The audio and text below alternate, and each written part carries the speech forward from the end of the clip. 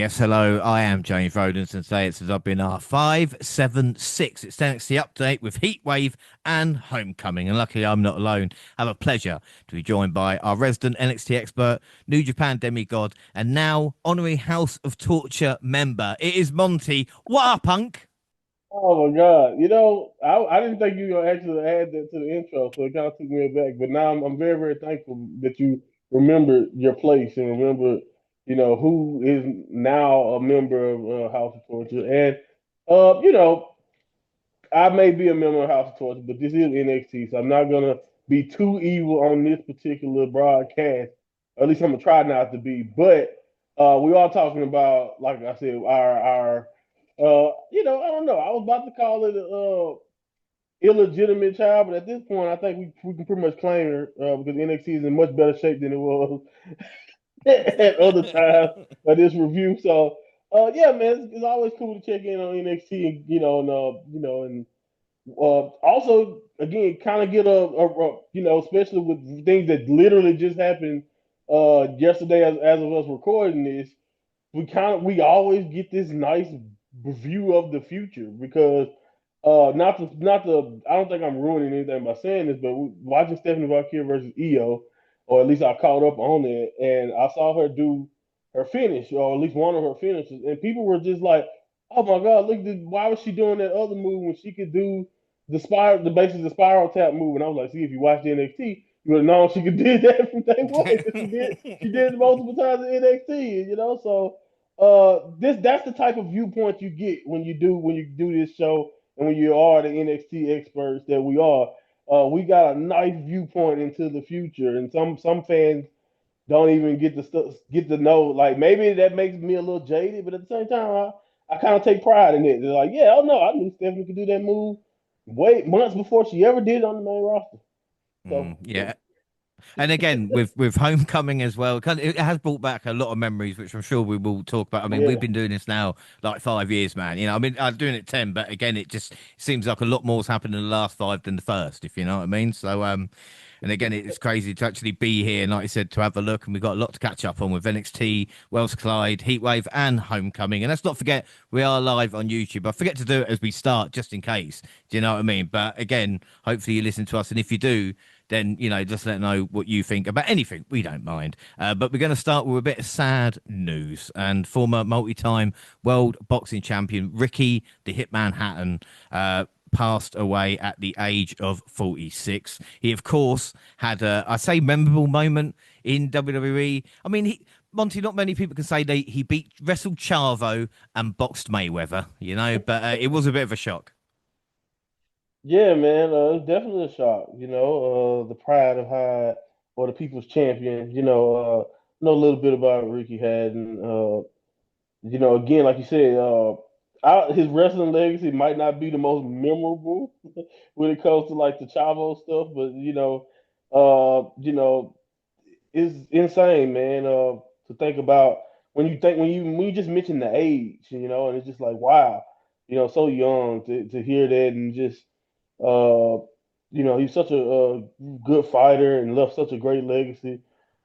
Just from the welterweight and light welterweight divisions and all of that, and just like what he did and in combat sports, leaking into his impact into like being an entertainer and wrestling and stuff like that.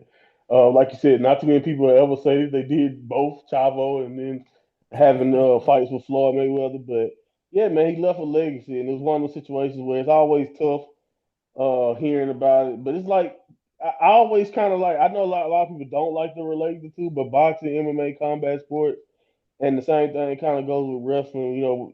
I do kind of look at them in the same vein, and it always really sucks when you lose one so soon. Or it's not you never really ever prepare for it. So even if he was 60 something, it would have sucked. But like mid 40s, man, like it really took me aback when I read the news. Yeah, without a doubt. And again, like I said, it is a shock. And he's a guy, that's actually really well known in Britain. And, he was a fan of Oasis kind of growing up and obviously a Man City fan. And he managed to not only have a fight in the Etihad Stadium, which is Man City's home stadium, but Yeah. Oasis walked him out for a boxing fight as well. So I know it's a horrible age, but he got to live his dream, so to speak. Yes, exactly. Lived a hell of a life. Lived multiple dreams, and so like that's one thing you can say. And he left an impact. And like I said, he was a really good fighter, and like I said, a legend in his own right. And to kind of you don't really want to get wrapped up in that. You kind of just want to, when after it happens like that, you want to kind of celebrate the life that he had. And like you said, it's kind of just, but it's like when I think about the age, it's just like one of those reminders that you never know. It doesn't really matter. I know we all think that we're gonna, that it could be 75, 80 years, 90 years on this earth. We all hope and pray to get there. But yeah, man, you never know. So you gotta go as hard as you can and you gotta enjoy every day that you have. So that's kind of what I take away from it too when I think about that age.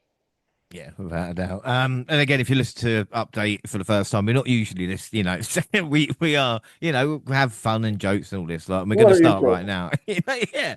We're going to start with Heatwave and end with Homecoming with a bit of TNA and AAA sprinkled in. And on Impact, August 22nd, Trick Williams' contract states he does not have to defend the title for another 50 days. Horrible contract. I mean, what the fuck is that about? With so Sign many that. defenses and then 50 days. Oh my God! Like who the hell signed the Santino Morella? What were you smoking, or whoever is supposed to be responsible for signing that contract? What a loophole! I know, interesting. August 24th was Heatwave, and the kickoff was Mega Moran and Sam Robertsberg in studio for an hour, and there was no need. And it turned into TNA with classic Heatwave moments. Who can forget Bron versus JD McDonough? Sit down with Taven Heights, and still we got to sit down with Obafemi. And the action for Heatwave kicked off with a women's number one contendership triple threat match featuring Jada Parker, Kalani Jordan, and Lola Vice. Parker tried to assert her dominance early, but Vice and Jordan sent her out the ring with some teamwork for focusing on each other. Once Parker recovered and got back in, she took out both opponents at the same time. There was never a lull in action because they started taking turns. One would sell for a bit while the other fought, and they would cycle and rinse and repeat. It's a familiar pattern, but we're used to it. All three of these as well proved they can go, so there's no shortage of fun. And again, it never felt like three competitors had a clear advantage over each other anyway. But Vice ended up securing the win to earn a future title shot. I know it's a long time ago, Monty, but what were your thoughts on this matchup? Yeah, I mean, I remember it being enjoyable, at least a solid opener. It wasn't the best. I think when I watched the match, to me, and it wasn't because I picked her. It's like part of why I picked Kalani going into this was because of what you kind of saw in this match. Like I think out of the three, by far, in my opinion, she's the most polished and just seemed to have it the most put together with her move set and with the moves she do in the ring. Now I do know I've been one of the main ones telling you or saying from the beginning for Kalani. What she really needs to work on is the personality and the attitude outside the ring, and I think that might be partially why she wasn't the victor here, even though she pinned the champ before this. So and then we going into it like, and then I saw that not only did you pick her, but I know a lot of people wanted Jada to win this. But what does she do have going for her? That personality and that attitude. So we know everything about her as a character that we need to know. It's more so about putting the pieces together more consistently in the ring. So Lola was a little bit of a wild card for me because I didn't think she was really featured enough, in my opinion, to see her coming out on top. So it was. I will say this: if I do have a criticism for the match, it was like you said. I know we're used to the formula, but that's kind of like the problem is that it felt like a formula. Like I think you can kind of say this is one of those like your turn, my turn, do your thing type of triple threats, and it was fine. I think everybody, like you said, proved that they had a good foundation for going, but I would love to see more drama or more of a narrative into a match with these type of stakes because we are talking about a chance at the top prize for the women. But Lola Women was a nice shock because again, I thought with her obligations that she had going on, coming being spending time in AAA along with doing NXT from time to time, I didn't think that she would be the pick going forward. But she's also improved in her own ways too. Even though I would kind of say she kind of got a little bit of both of the criticism that I got for Jada and Kalani, to where it's like I think she's okay in the ring, but she could be better. And the same thing with her personality is like, all right, I love everybody loved the dance. We know she got the look, but like, what else do to her personality? that we can actually take serious, that we can, build on going forward. And that's kind of like what she has to work on. So I think all three have their strengths and all three have their flaws. But congratulations to Lola. Yeah, this was a great way to start the show. Finish looked a bit naff to me, and I don't know about you. There's no Corey on commentary, but it didn't sound like there was a lot of people there, and I don't know if it was a case of kind of people maybe filling in for it, or just maybe just a general atmosphere, or just me, you know. I'm not gonna say just you, but you are one of the only people I know who notice stuff like that just by the way something sounds.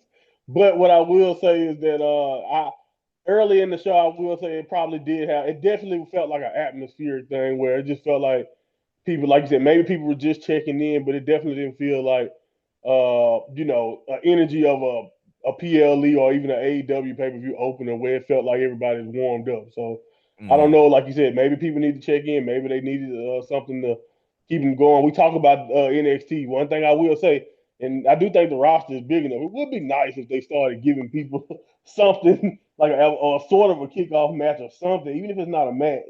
But like coming in fight, or if you're gonna do that, then you need to come in with probably more of your experienced talent leading off the show to hype everybody up. But I felt like it was more of an atmospheric thing. I don't know if it felt empty or not. yeah. So out of five, then what would you score the opener? I'll give it 3.5. I didn't like it. I thought it was all solid, but like I said, I think the if you want to be hypercritical of the match, I do think they did have a little bit. It was a little too formulaic, but I give it 3.5. Yeah, I'm going to give it a four. Predictions on this, of course, they're dubbing our prediction league, and I don't know really why we're doing this anymore. We should just really stop, shouldn't we? You know, like the predictions were fun for maybe the first couple of years, but now, like, When you I've were just doing well. no, I'm not saying that. I'm just saying that maybe we should have a little rethink and come up with something Hey, different. we'll talk it out with the girls. See what they say. Yeah, I'm sure they'll be happy. But the prediction league, of course, we do three prediction leagues. The bonus league, this is after Clash and G1, but before Heatwave. So the bonus league at the moment, Monty's on 18, James and Jaxie on 15, Gina on 12. With WWE, I'm on 4, Jaxie Gina on 6, Monty on 8. In AEW, I'm yet to score. Jackson on 1, Gina on 2, Monty on 4. But it's not about how well we're doing there. It's how well we're doing tonight. And Gina and James went for Parker, Monty went for Jordan, and Jaxie went for Lola. So Jaxie's 1-0 up. You're not listening to this anyway. I'm not going to have a go at her just in case she is. Well, the Culling had a get together afterwards. Of course, this being WWE, they will question themselves about should they be together as a group. And then the NXT tag titles on the line when Hank and Tank defending the belts against two members of Dark State. But we didn't find out who they were going to be until the match started. It ended up being Osiris Griffin and Dion Lennox who represented the group. Shakon Sugars was playing some mind games before the match got started.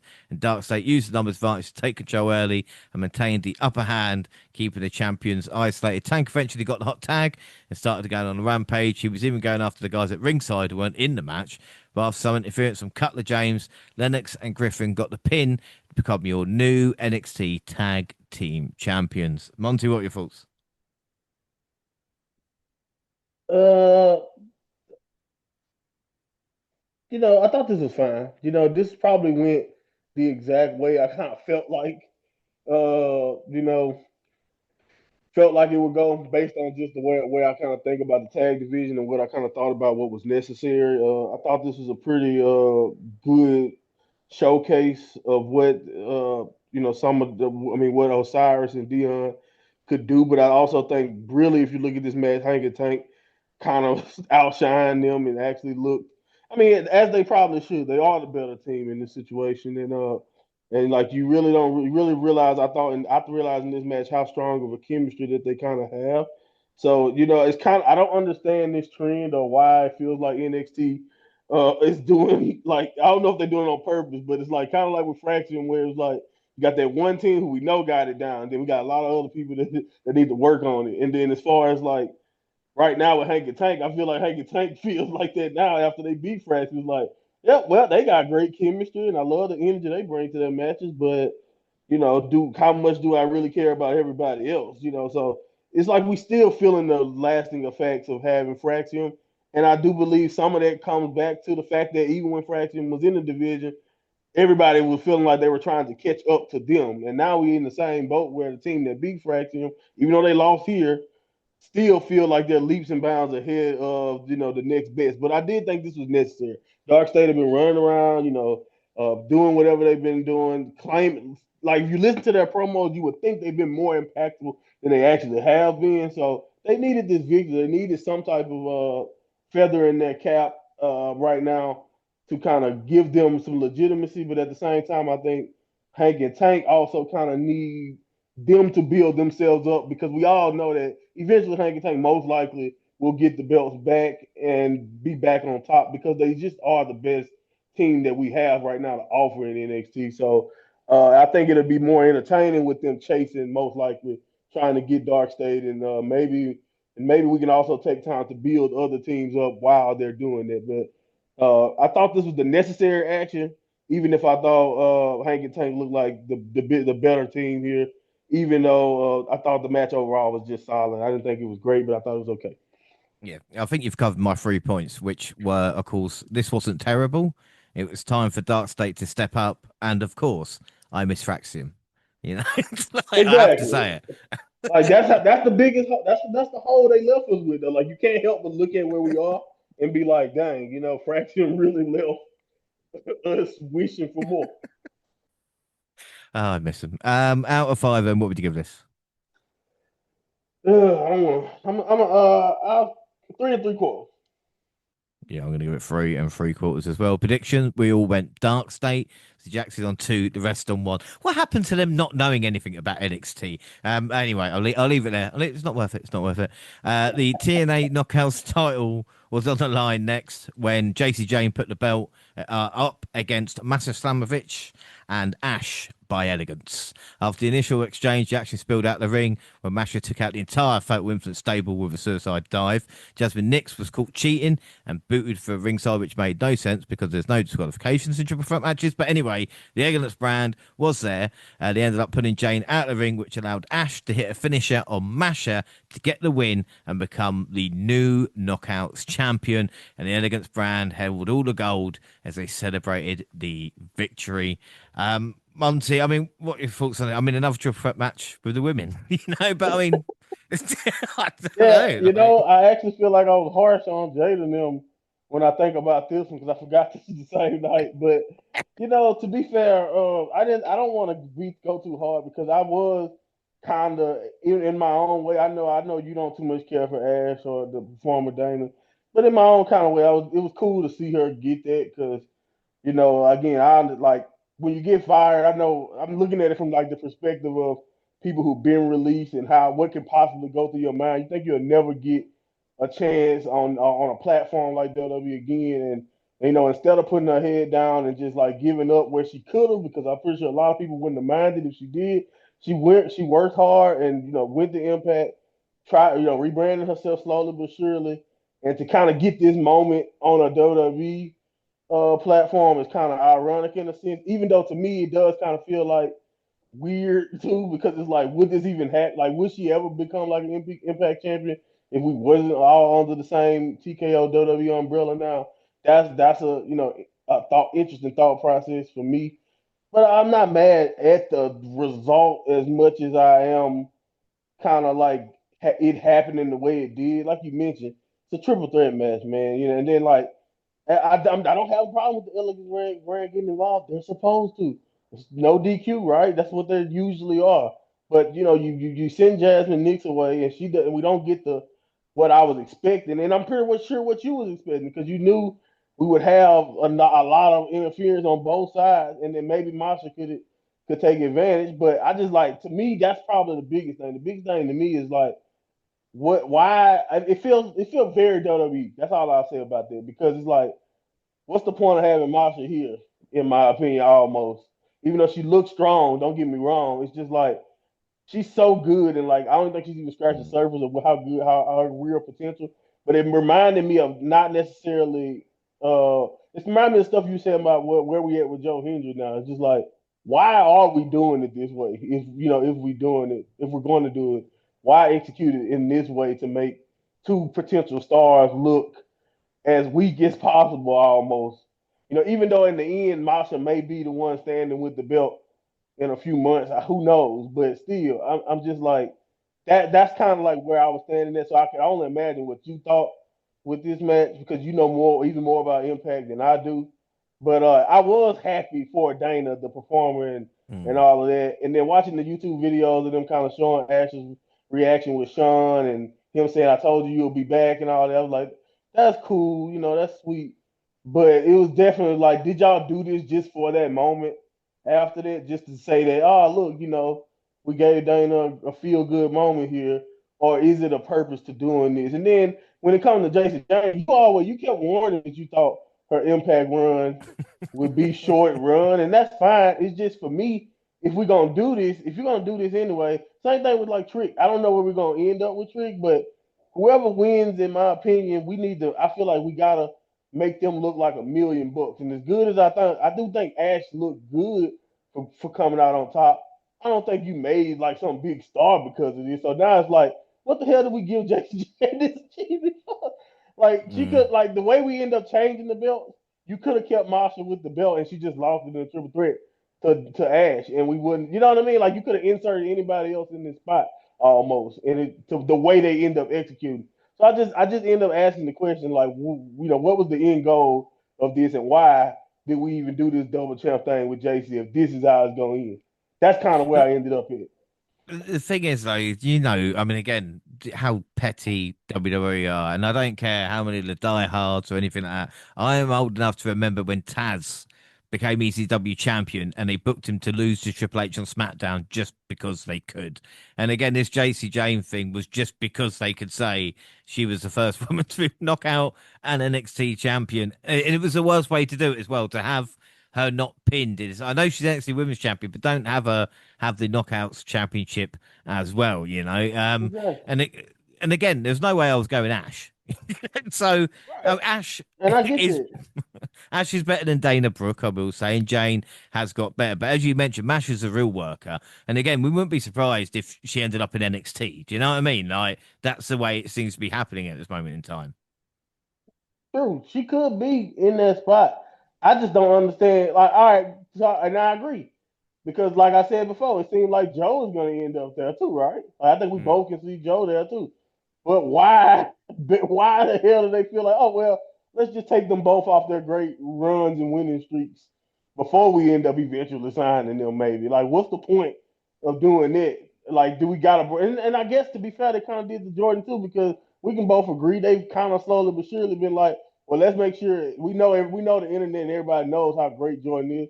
Let's make sure we bring her down to the level of the other women here by making her Mhm. lose as much as Yeah, we can. You know what I'm saying? Like that's what that's it true. feels like. And I'm just like, are we doing that to Masha too? Where it's like, and like you said, she's the real worker. She has the potential. It can only get better.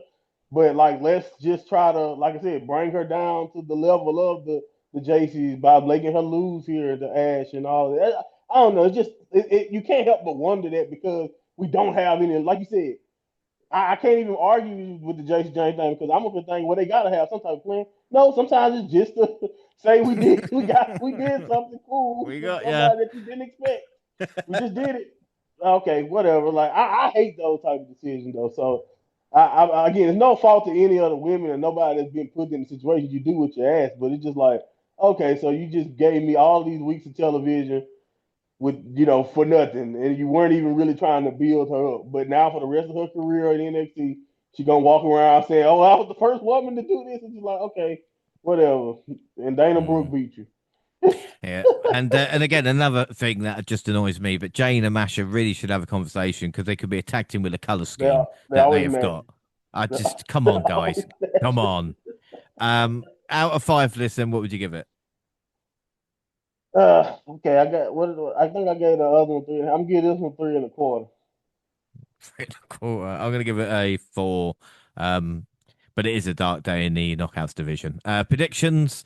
Monty went Jane, the rest went Masha, so it's still Jaxie 2, rest 1. We did really well there. Javon got a pep talk from Doing Ricky and awesome. Saints. Yeah, Saints said he wants next. And then we got Blake Monroe, versus Jordan Grace. I also forgot how many women's matches on the card. It's great. Monroe hit a slap and then immediately regretted it and tried to run from Grace. The Juggernaut eventually caught up with her and pounded her into the mat. Once Monroe had control, she slowed the pace down a bit and started using submissions to keep Grace grounded. Grace should have been out for blood, not trying to work her normal style though, but the bottom turnbuckle pad was removed and allowed Monroe to stomp Grace's head into it before pinning her for the win. Monty, I've got something really creepy to say. I will get your thoughts on the match first before I say it. Jeez. Now you got my mind racing on what you possibly about the reference. Anyway, I thought this was great. I love both ladies.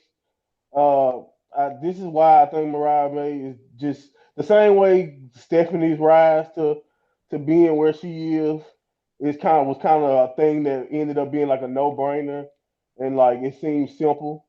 And it happened so fast, but it's because sometimes you don't need to make these things wait. You just need to go ahead and do it because I think we all can see it. And I think Mariah is gonna be another one to where it's like, oh yeah, yeah, just give it time, and we're gonna. It's obvious that especially as a bag as a heel, but even if she wants to be a face, but really, but as a heel and her style and the way she can mix in being physical, and she always kind of got that crazy thing about her that we all know that place that she can go.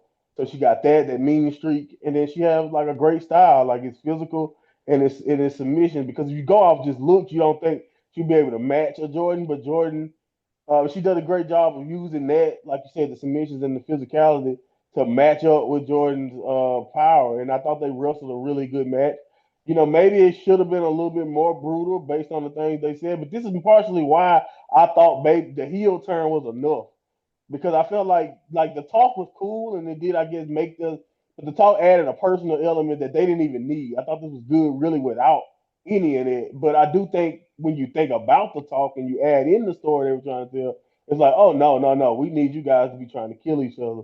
But they went out there and they wrestled a really good match and it was some tough spots in it too. So I really enjoyed this, man. Really strong match. Probably the most fun that I was having up to this point of the night. Like it really they really stepped it up, and I felt like okay, now this is like one of the real events of the main events to me of the show. Not only because of who we have in the ring, but like the energy that they brought going into this Mm, match. yeah. Right. How can I say this without sounding like a creep? I don't know if you can. No, I don't think I can. So Jordan Grace, I've been a fan of for a very long time. Watched her in Impact, obviously TNA, and I don't know if it was her outfit, but her chest looked a lot bigger. And again, I'm not saying anything about it. Not that I pay close attention or anything like that. And it doesn't matter what I say. I'm just a sad, lonely man who lives with his mum. But I did think her top bollocks looked a bit different. As for the match, I mean, it was all right, but you We know, just don't let you say that. I ain't yeah, got no, nothing. No comment. no, we move on. The match was all right, both can do. But again, what I know both can do, it was maybe a little bit disappointing, but I think the hardcore match and the series that we should get will be better, between the two. But this is just a start. Like we said, we're building foundations here. Yeah, and again, I'm with you, but I just knew. I know. I think I came into it with lower expectations because I knew that this wasn't it. Like I just know that they're not gonna leave us with one match. So like I kind of wanted them to pull their punches to an extent because even though but that's another reason why again I said we could have kept some of the talk out of it. Maybe you add the talk after the first match because I felt like the betrayal was enough to get us to this point where we were with this match. But yeah, I agree that where we're going after this, I'm pretty sure they're gonna definitely try to kill each other in that one. So uh, I'm looking forward to Yeah, it it. was gonna be fun. It'll be fun. Yeah, So what would you you score it know, out of five, then? like I said, I was into it though. Like again, even though I know that they can even go harder, the fact that I'm telling you right now that this felt like a 4 1/4 just should kind of let you know how high I'm probably gonna rate the next fight if they do what I think we know they can. Mm. I was still going to give it 4.5. This was good. Predictions: the girls went for Grace, the boys went for Moreau. So it means that we're all on. They No, are finally we on got two? something No, wrong. you, Jaxie, and I are on two. Gina is on one. My God, once you don't care about the predictions, they really do become a mess. Anyway, Yeah, yeah. Lash. Lash chatted shit in the dressing room. JC Jane blamed Jasmine, who wouldn't, and Lola will face her at No Mercy. Ooh, interesting. And then we see Zaruka show up, and that's their PLE appearance. Chelsea Green and Ethan Page versus Tavian Heights and Tyra May Still next. And Still and Heights had some special gear made for this match. Green and Page had matching gear as well, which I appreciate. And the women got the match started, much to Green's chagrin. She tried to attack Still from behind, but ended up gator rolled all over the ring. And despite this match taking place in the good old US of A, it felt the crowd was pro-Canadian, Oh which my called goodness. Page to grab a mic and said they would not give him any citizenship in an attempt to get the fans behind the baby faces again. Alba Firepipe even got involved and helped Green get the win by pinning Still. But Monty, you know you're in trouble when you have to grab that mic and try and get your heat back. Oh my gosh, bro. And the internet too. The funny thing about it, that it wasn't just. And I'm happy this happened, but before I get into why, but the internet also was like all team Canada for the most part. Like watching, like looking at people tweet about this match was just like, yeah, man, this did not go that I'm the way I'm sure, especially. But I'm gonna be honest with you, even as the American, your resident American here, uh, yeah, man. When I saw that gear, I was like, oh man, why did I pick this team? I was just like, oh, I don't want to go. I don't know. I don't need. I'm not in. Obviously, uh, we're not in the best place right now. And not even I don't even want to just make that like that's exclusive to America. There's a lot of stuff going on everywhere, and this is not even as bad as it has gotten yet. We haven't even nowhere near where we are now, weeks later. But the point I'm making about that is that this storyline is outdated. It just is, and I think that's the proof of it. The fact that you can't even get, I don't know where he took place to be exact in the country. Let's see. Oh, that's Massachusetts. So I'm pretty sure they were because, like, if you know anything about American history, that is some they're in a very patriotic area. So that's literally New England, so to speak, of America. So like you would expect, I'm assuming what Sean them was expecting with Boogie. So, oh, this is gonna be easy. But that's not necessarily as easy as it probably would have been maybe in the South. Like maybe if they was in Florida, this could have worked better for them because if I know it again, I don't want to explain our country's geography to you, but the point is you probably could get that off in the South and it'd be fine. But right now, I just like the angle itself is just, in my opinion, is just outdated and it's reflected in my opinion, the crowd's reaction to it because I think people can see through it. Not only are we talking about two very extremely entertaining and everybody knows Ethan Page and Chelsea Carter. I mean Chelsea Carter. Oh my goodness, who am I talking about? Chelsea Green. Yeah. We all see that their chemistry is great for each other, and they knocking the character out of the park. So like that's already a part of it. And then you have newcomers who we don't really know yet. Like the only thing we kind of have about you guys is that, oh, okay, gold medalist, America, yay. So the only thing they got to cheer for is just your country allegiance. But it's like that's not really. It's not. You have to do a lot more than that for a lot of crowds these days to kind of keep their interest.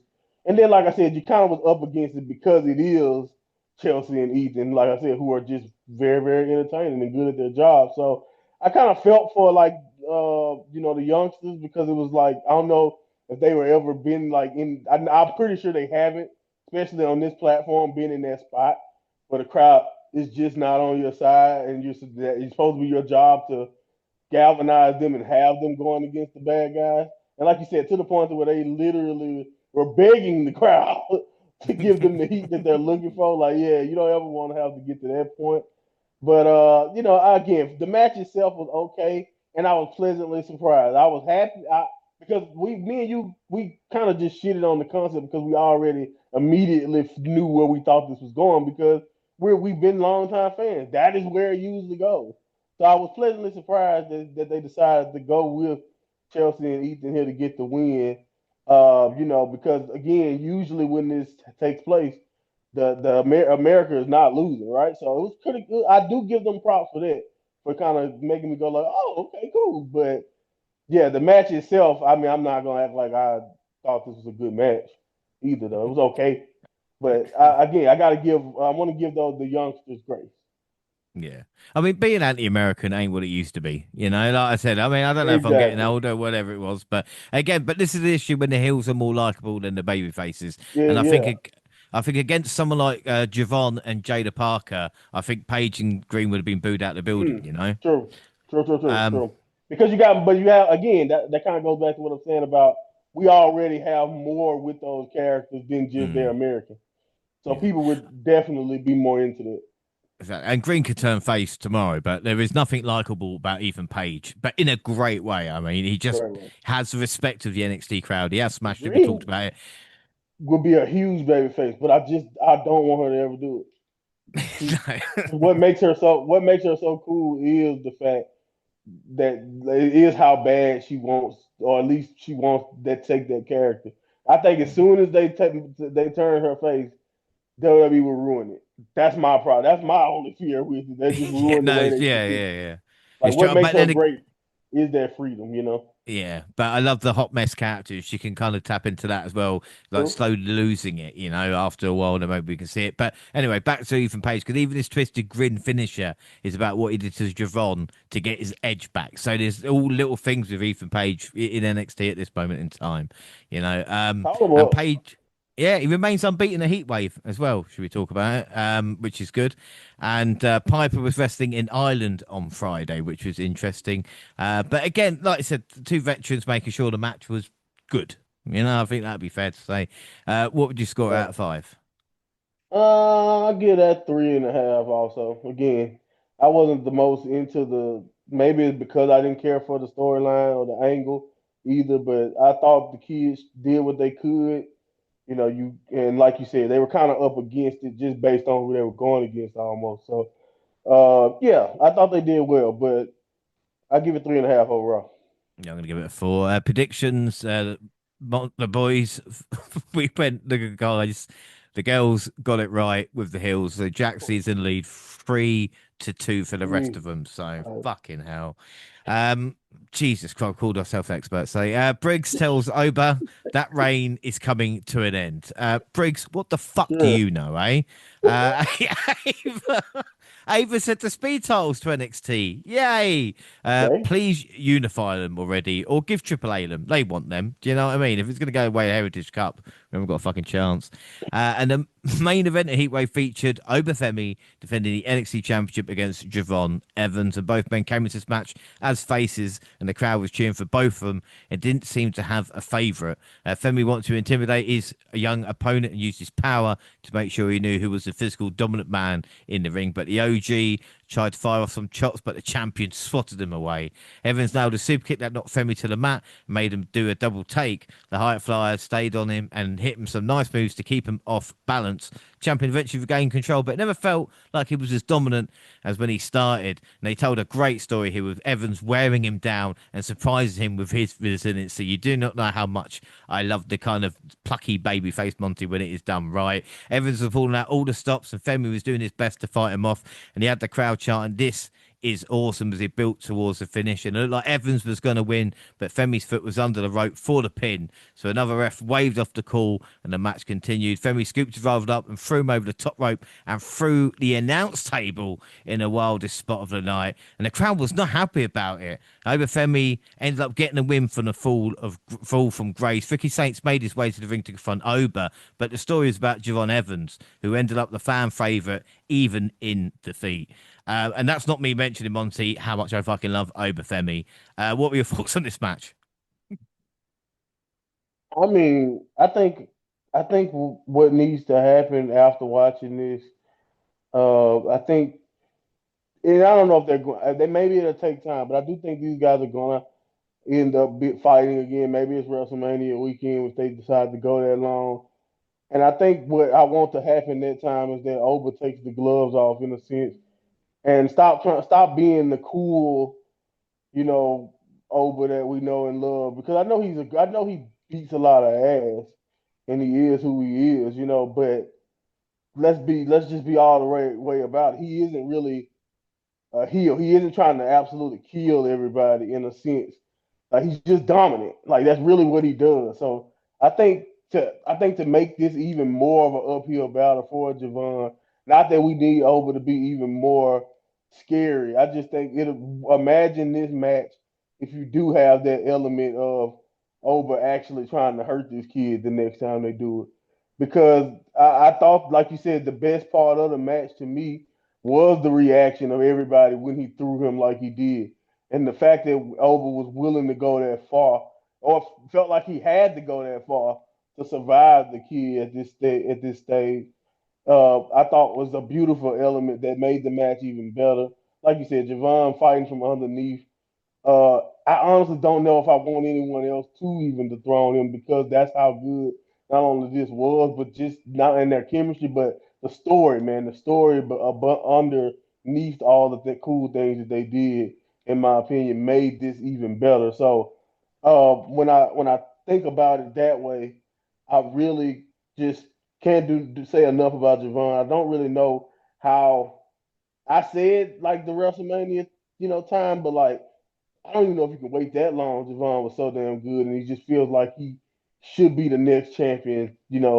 Just the way just the way everything about Javon is just perfect for that spot. But I think for as far as Oba goes in the future, I think the next level of his character could be brought out. Not necessarily saying he needs it because I think you can send him up now as right now as who he is right now, and I think he'll be fine. But I do think a more heelish run out of Oba, even though he kind of blurs the lines as a character so far, I don't really think he is a heel. I really feel like and like you said, I love you noting the crowd because usually when Oba does something cool or dominant, the crowd is all in on it. They were not necessarily supportive of some of the stuff he did to Javon, and it's just like I don't know if it's just because they love Javon and they know, everybody can see that he is the future and will be a great champion when he gets there, and he's just in as far as in the ring goes, he has it all.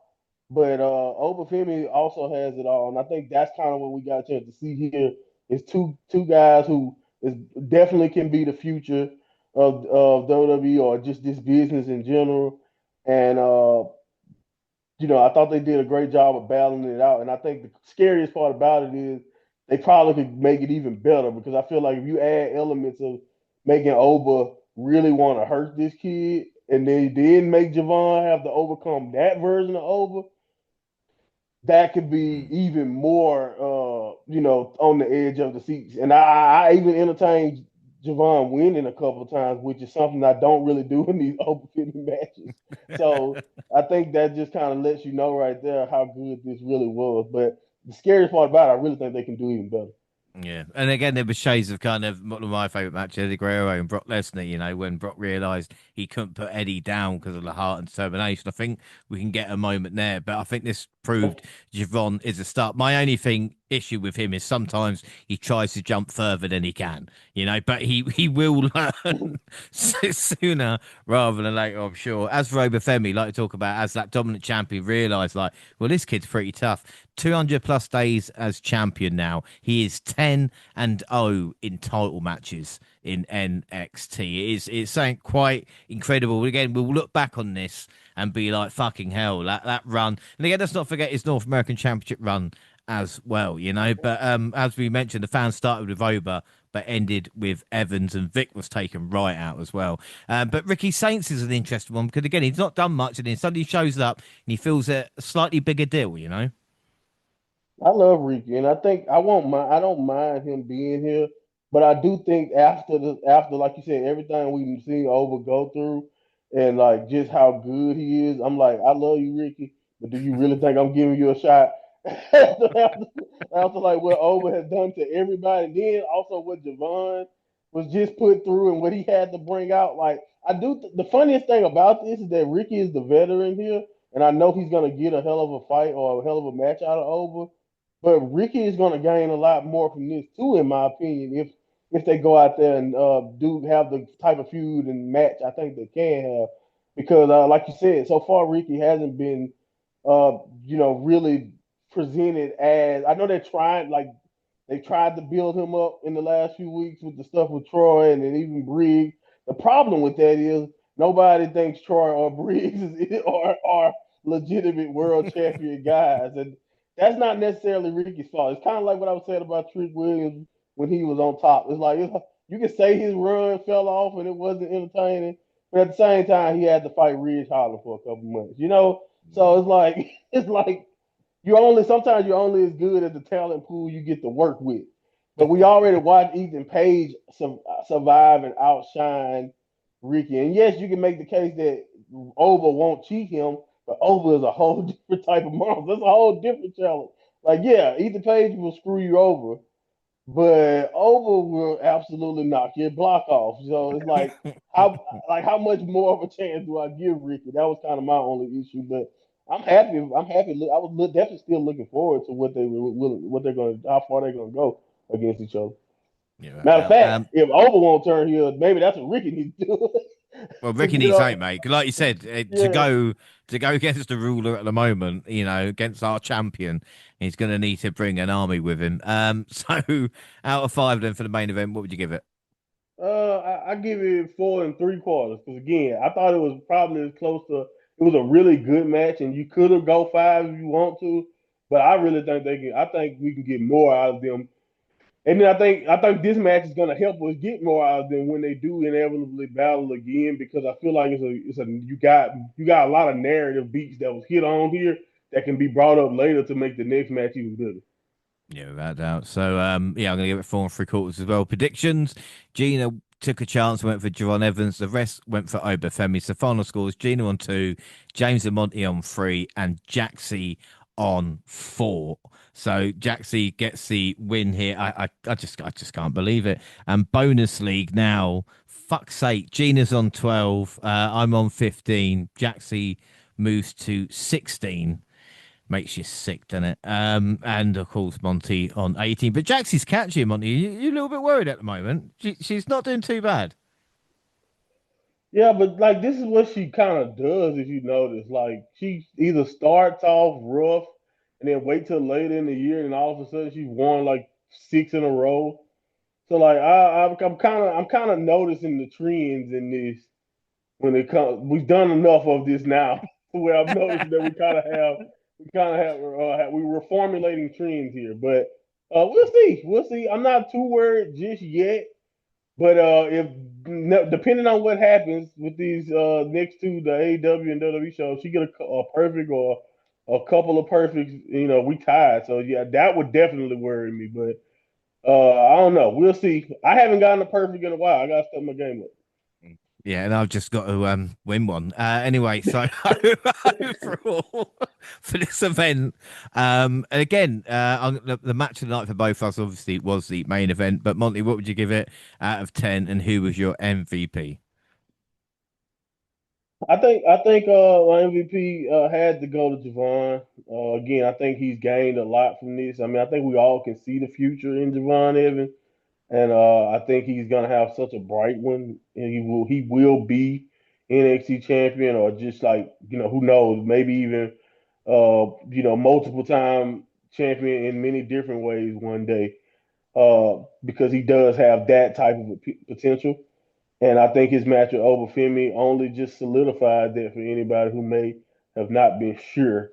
Uh, Overall, though, this show is probably like a solid 8 for me. Like, I really only recommend going back to watch 2 matches, and that's Jordan Mariah, and then, like I said, the main event over in Javon, obviously. So, I thought they kind of those 2 matches were leaps and bounds above everything else. Everything else could have been on an NXT episode or a main event, maybe NXT at best. So yeah, I thought that it was fine, but this is kind of like some of the I don't say downsides, but this is just one of those things where it's like, okay, this is a good card, but this isn't one of the strongest cards NXT has put together. So, but I thought everything was at least entertaining.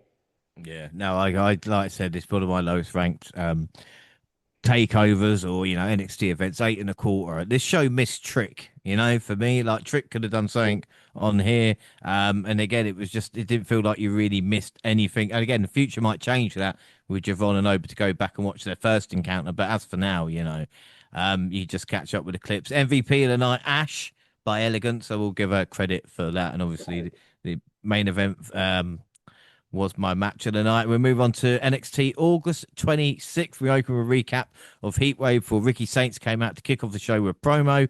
He talked about being successful at Heatwave, but was quickly interrupted by Josh Briggs, who was still bragging about beating Yoshiki Inamura. Before things could devolve into a fight, Ava came out, announced that Briggs would face Saints later in the show for a shot at the NXT title. We also got a Yay. brief backstage segment set up the first match between Blake Monroe and Kalani Jordan, with Jordan Grace showing up.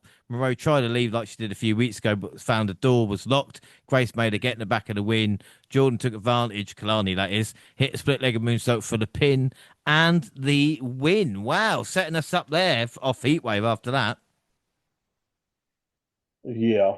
I mean, this was good, and I love like the Jordan element of it with the Mariah, but I just kind of was kind of all right, whatever. This don't mean nothing for Kalani because she pinned JC, and it didn't mean nothing. So yay, she pinned Blake. So I don't know if eventually a few weeks down the line, Blake will probably get her win back. But that's where I seem to be at right now with my Kalani stock. But but at least for as far as like a logical step for the Jordan Blake feud, I thought this was okay. Yeah, and we're getting Briggs and Saints again. Get in. The Mm, next bout was a blindfold match between Miles Bourne and Lexis King, which came about after King sprayed Bourne with pepper spray during a recent backstage encounter. I haven't really mentioned this feud on NXT Update because of how distasteful it actually is. mm. Both men had trouble finding each other for the first minute. Once they made contact, they locked up and started struggling around the ring. Bourne hit a nice drop kick, and King ended up sending himself out of the ring in a bit of hilarity. He also injured his hand chopping the ring post when he thought it was Bourne, eh? But King ended up cheating, removing his mask while the ref was blinded, which allowed him to hit his finisher for the win. Monty, this is about as local wrestling as you can get. Do you know So what I funny, mean? so funny, man. Just oh my god, ha ha ha!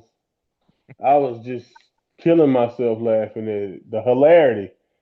Uh, I mean, I'm kind of like where you at. I mean, I haven't really been paying too close attention to this.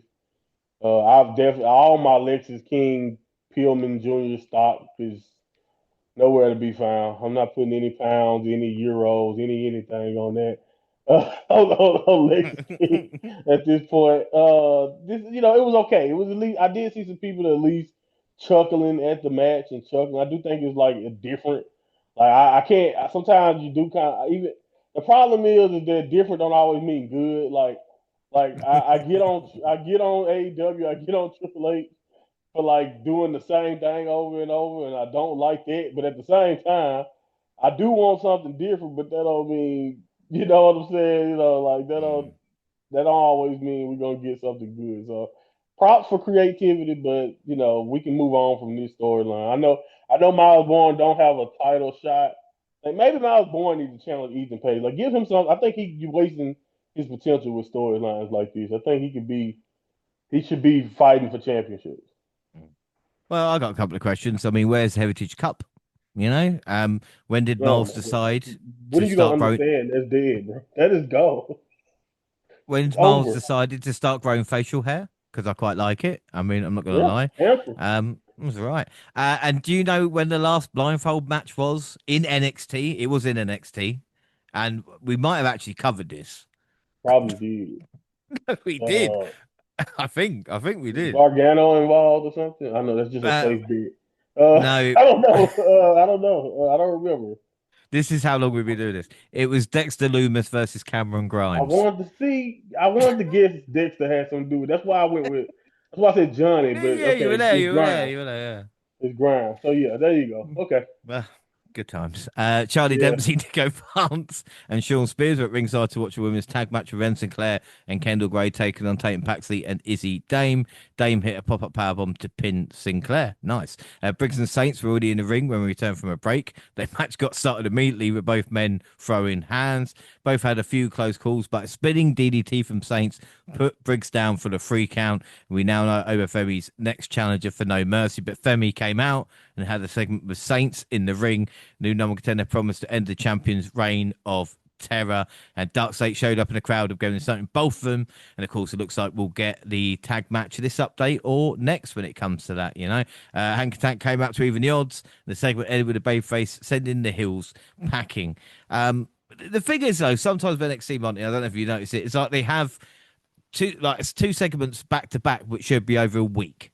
Do you know what I mean? Like the rush, Yeah. the Briggs and Saints thing to give us the segment with Oba and obviously Darkseid with the tag match. I don't know if it's in their contract. Yeah, I think again, that's why I absolutely agree that sometimes if you watch NXT, it's like it feels like whoever puts the shows together or whoever sequences things is they either have Adderall or some type of very some type of drug that confuses you because like sometimes if you're not paying attention, let's say you're watching like a 15 or 20-minute block of just NXT, you could have three or four storylines touched on a match, a couple segments, a backstage that you can have all of that done literally in that amount of time, and it's definitely one of those things you kind of have to get used to when watching NXT. But sometimes it's good. Sometimes I don't mind it because every storyline is going to its next logical state, and then sometimes it could just be like this, just kind of like okay, this is fine. You just watch it. Like you don't know how many times, and then again, someone who loves NXT here, you don't know how many times when we're just watching NXT, I'm just like, oh okay, and then we just Mm. move on to the next thing. It's like okay, But no problem. again, maybe it's me. Like I was used to like NXT having a show only like every 3 months, as opposed to kind of like it seems every month now. And again, he had Mm-hmm. time to build each division and stuff. I know I'm talking as a old head here, but that's what used to be back in the day. Anyway, next up was a singles match between Alba Fire and Tyra May Still, who was looking to avenge a loss at Heatwave, and she did. But Chelsea Green attacked her from behind. Tavian Heights confronted her, but Ethan Page attacked him. Good. Main event times, Aruka and Lola Vice faced Fatal Influence. Everyone worked hard, but felt like this was designed to make Vice stand out, and she definitely did. She even scored the win with a team with a spinning back fist. And Monty, it's quite funny because, again, we talk about how certain the women's division is, but when you see someone like Lola, you go, yeah, she has actually got quite a few parts to her already. Do you know what I mean? Very entertaining. Yeah, again, I think some of it is just not being televised consistently, and like I said, some of it is just not having that strong character. It's kind of like what I was saying about Kalani, but yeah, I agree. She's definitely more of a finished product than some other people who are featured more than her. So that's why it's always kind of weird to me that she is so inconsistently featured. But I do think she has, like you said, a nice foundation. She's probably closer to being called up than you would think. But I do wish we see her a little bit more. It's like, so every now and then you get that person in NXT, especially in the women's division, who you see the potential, you see what's going. I got a perfect example. I saw potential in Kiana James and all that, but she didn't do a lot really in her time in Mm, NXT, but she's already a main roster talent. And like that's where it feels like where we at with Lola, even though I think they have a chance and they got plans to do more with her. But you see what I'm saying? It's like where it's yeah. like she's Yeah. been in NXT a while. I see the potential. She has a look. She has the talent enough of a promo to where I think she's good. She's fiery. But it's like she hasn't done a lot. But I do feel like she's one of those people that if they did a draft in a couple weeks, they might call her up, and then we'd be like, oh, okay. I wasn't really expecting it because she has done much, but cool. So Mm. yeah, that's kind of where I feel like we at with Lola. But this feud right here can give us something to latch on to going forward with Lola. Yeah, without doubt. Impact August 28th. Mike Santana and TNA International Champion Steve Macklin defeated TNA World Champion Trick Williams and AJ Francis. Mike pinned Trick, and then Williams' lawyer got cobra'd later when he was, talking about the 50-day thing of not defending this title. We also got the inspiration, Cassie Lee and Jesse McCade defeating Fatal Influence, Fallon Henley and Jasmine Nix. So, Fatal Influence can't even win on Impact, Monty. Do you know what I'm saying? But again, it's nice to see the influence or, inspiration or the icon, what you want to call them. They're back. the iconic inspiration. Uh, yeah, it's always cool seeing them. I actually saw, I don't know if it was Peyton or for the former Peyton Royce or Billy Kay who said what they was who brought the comments about how much easier they have so much freedom and they seem they feel more trusted in Impact compared to how they felt when they were in WWE. And it really made me do some mental math in my head, and I was like, wow, they were in WWE so long ago. Yeah. Like, oh God, time is like, dang, time is flying. So yeah, I was like, I'm pretty sure they did have more freedom than they did because they've been, it was like a completely different regimes across the board. Even when they were in NXT, it's completely different than the NXT that it is now. hmm So yeah, man. But it's always good to see them. You're right now. So September 2nd, NXT 2 win with their sights set on the NXT Women's Championship and with ample amounts of tension between them squared off in Tuesday's opener as Jada Parker battled Lash Legend. Legend earned the win with a second Lash extension, bringing an end to a half-fought back and forth context. Finally. The popular Parker chased the rival up the aisle, delivering a hypnotic and driving her through the guardrail. As Vic Joseph noted, the issues between them are far from over. But again, what a great way to start the show. And I got to say, Lash Extension, probably one of my favorite names for a finisher. Yeah, I it's love so it. cool and it's so cool and it fits and I love it. And my again, it's great to finally see Lash come out on top in one hmm of these bigger matches. It's pretty cool to see her finally get that victory. And I don't mind her and Jada keeping it going, even though I could have did without immediately Jada having to get her heat back with the finish thing. But I get it. Jada's popular. You kind of want her to continue to look strong, and you also don't. You also wanted Lash obviously to look strong by winning. So I think both girls benefiting. I think this is good stuff. And but I don't know where I mean maybe we get another stipulation match out of this. But I'm not sure what's next for either right now. But what I will say is this is also one of my favorite things because we don't get this consistently around other brands so far. Is the trusty old feud that may not be about a championship, but it's just two women, going at it. NXT Mm. is pros at it to have them not necessarily talking about a championship. You don't always have a always don't have to have a super narrative behind it. They just don't like each other, and so they're going at it. And I kind of like that because only in NXT do we kind of consistently get that. Yeah, without a doubt. Well, at least one Grace likes Blake Monroe, but Jordan got problems with Kelly Armstrong. No, no, me neither. But after losing his latest NXT championship opportunity against Obafemi, former number contender Javon Evans hit the ring to just fans. He fought through the emotions and discussed the toll that defeat took on the confidence before an Undertaker tease turned out to be the arrival of Josh Briggs, much to the Oh, dismay of everybody in the world. Briggs insulted Evans and delivered a cheap shot at the level of the young star, who retrieved a steel chair and delivered a choke slam where only Evans' head appeared to clip him, and the Hill stood tall to close out the segment. But Monty, Briggs is 32. yay. You know what I mean? He's 32. Why do they just keep Dijak to do this if they're going to do like a locker room leaver? Because I do not believe Josh Briggs. Fuck him. Do you know what I mean? He killed NXT UK. I'm still not over it. Oh my gosh. Oh man. I don't like this streak that we're on in the men division. When you think about him and Jensen or you think about uh Ridge Holland, it's like wow. Just a run of some of the most uninteresting guys who seem to always be forced upon you in a sense. It's very, very weird in my opinion how we kind of always end up in that. We kind of have ended up there with these guys. I don't know. I mean, I do think it's something, but yeah, I agree. At least with Dijak, you knew you were going to get killer matches along with the kind of spoiler type of character he had. So I don't know, man.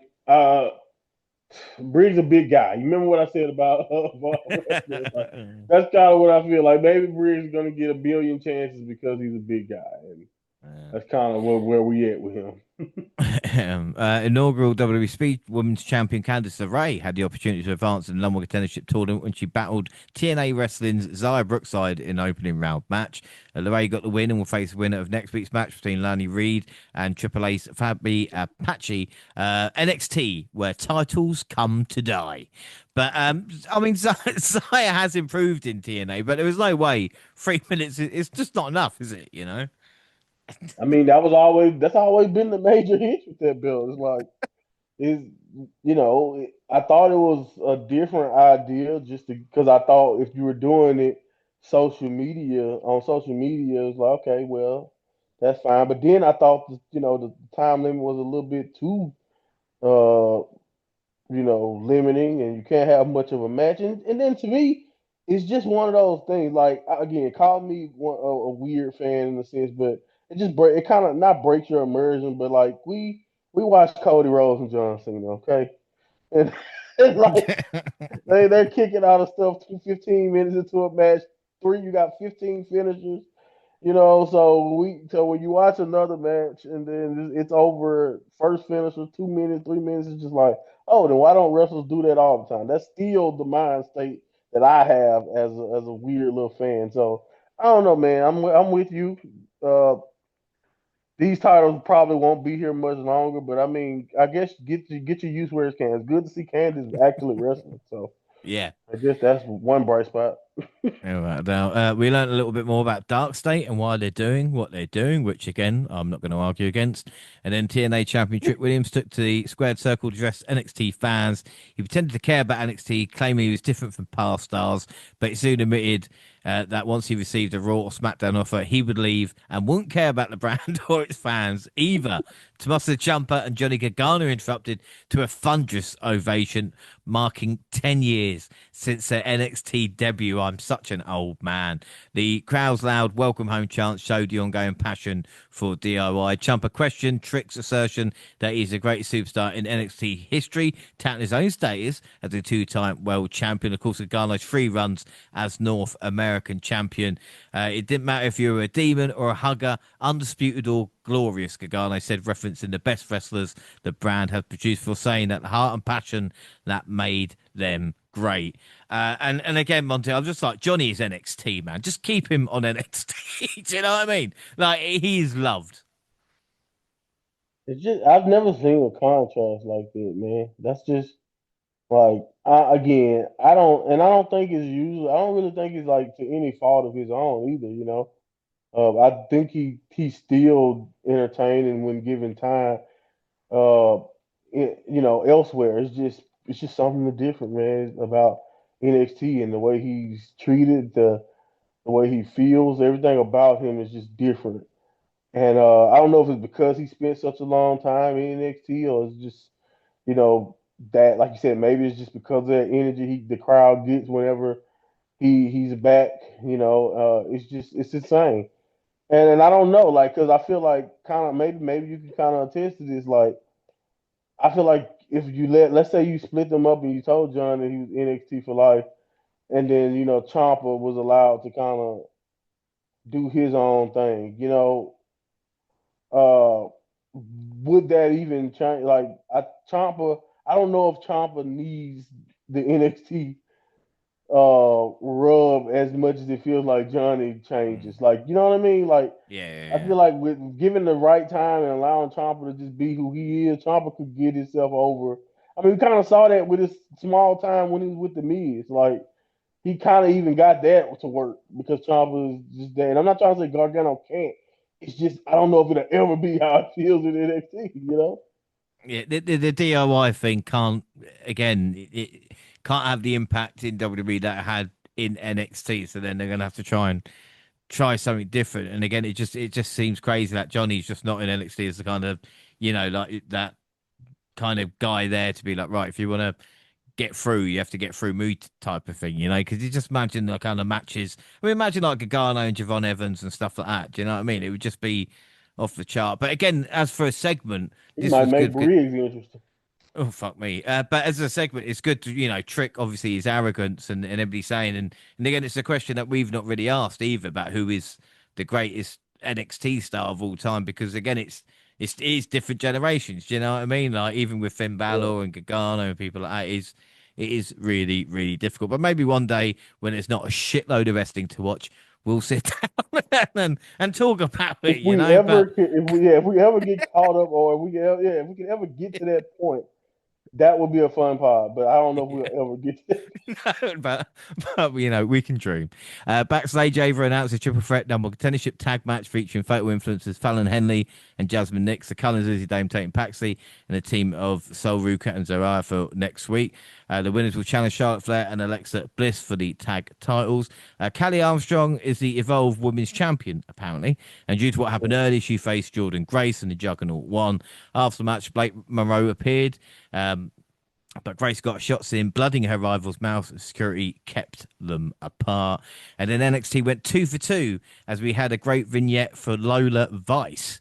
And again, I got to clap the production team because you made Dark State seem actually, you know, we kind of knew what they were doing. And Lola, I mean, if I can just get like a tape of her dancing, I'll be quite happy. But again, I don't want to sound like that guy, you know? I don't want to be that guy. Oh God, you having Um, a tough time today, aren't Oh man, I tell you, this neck beard doesn't grow itself, mate. Do you know what I'm saying? Anyway, Josh Briggs wasn't done for the night.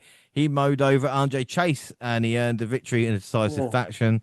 Oh, After the bell, the Hill brutalized Cal Dixon and Uriah Connors driving latter through the announce table to put over his dominance. As a result of him not interfering in the match, Javon Evans will now get a match against Briggs on next week's show. Fuck me. I mean, you can, like you said, have too much Josh Briggs on an update. I thought last month's was bad, but this one's taking the biscuit. And then NXT champion over Femi, number one contender Ricky Saints, and former tag champs Hank and Tank battled Dark State because obviously you had to this update, didn't you? As the action broke down, including misfire between Saints and Femi, that led to a brawl. Walker found himself in James's grasp and uttered the name Joe Hendry. The former TNA World Champion appeared and set up a finish, mm. which saw the Babyface dispatch Dark State and stand tall. And backstage, Femi and Saints brawled to close the show. So a lot going on there.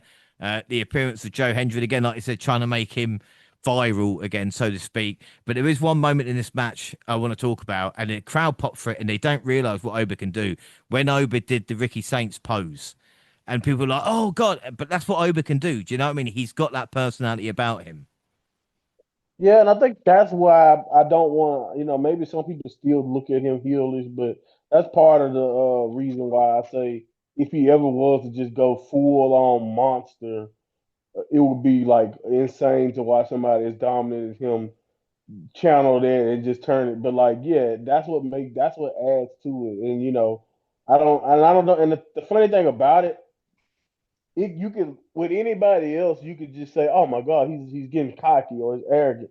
But with Oba, he's been so dominant, for somehow he still maintains that danger along with being able to do things like that. And I thought it was cool. You can even and I don't even know how expected it was because you kind of see, or Ricky is just a great pro because he sold it Yeah. really well, like somebody who was kind of annoyed but also kind of laughing at it in a sense, seeing Oba do that. And like you say, you got to have that.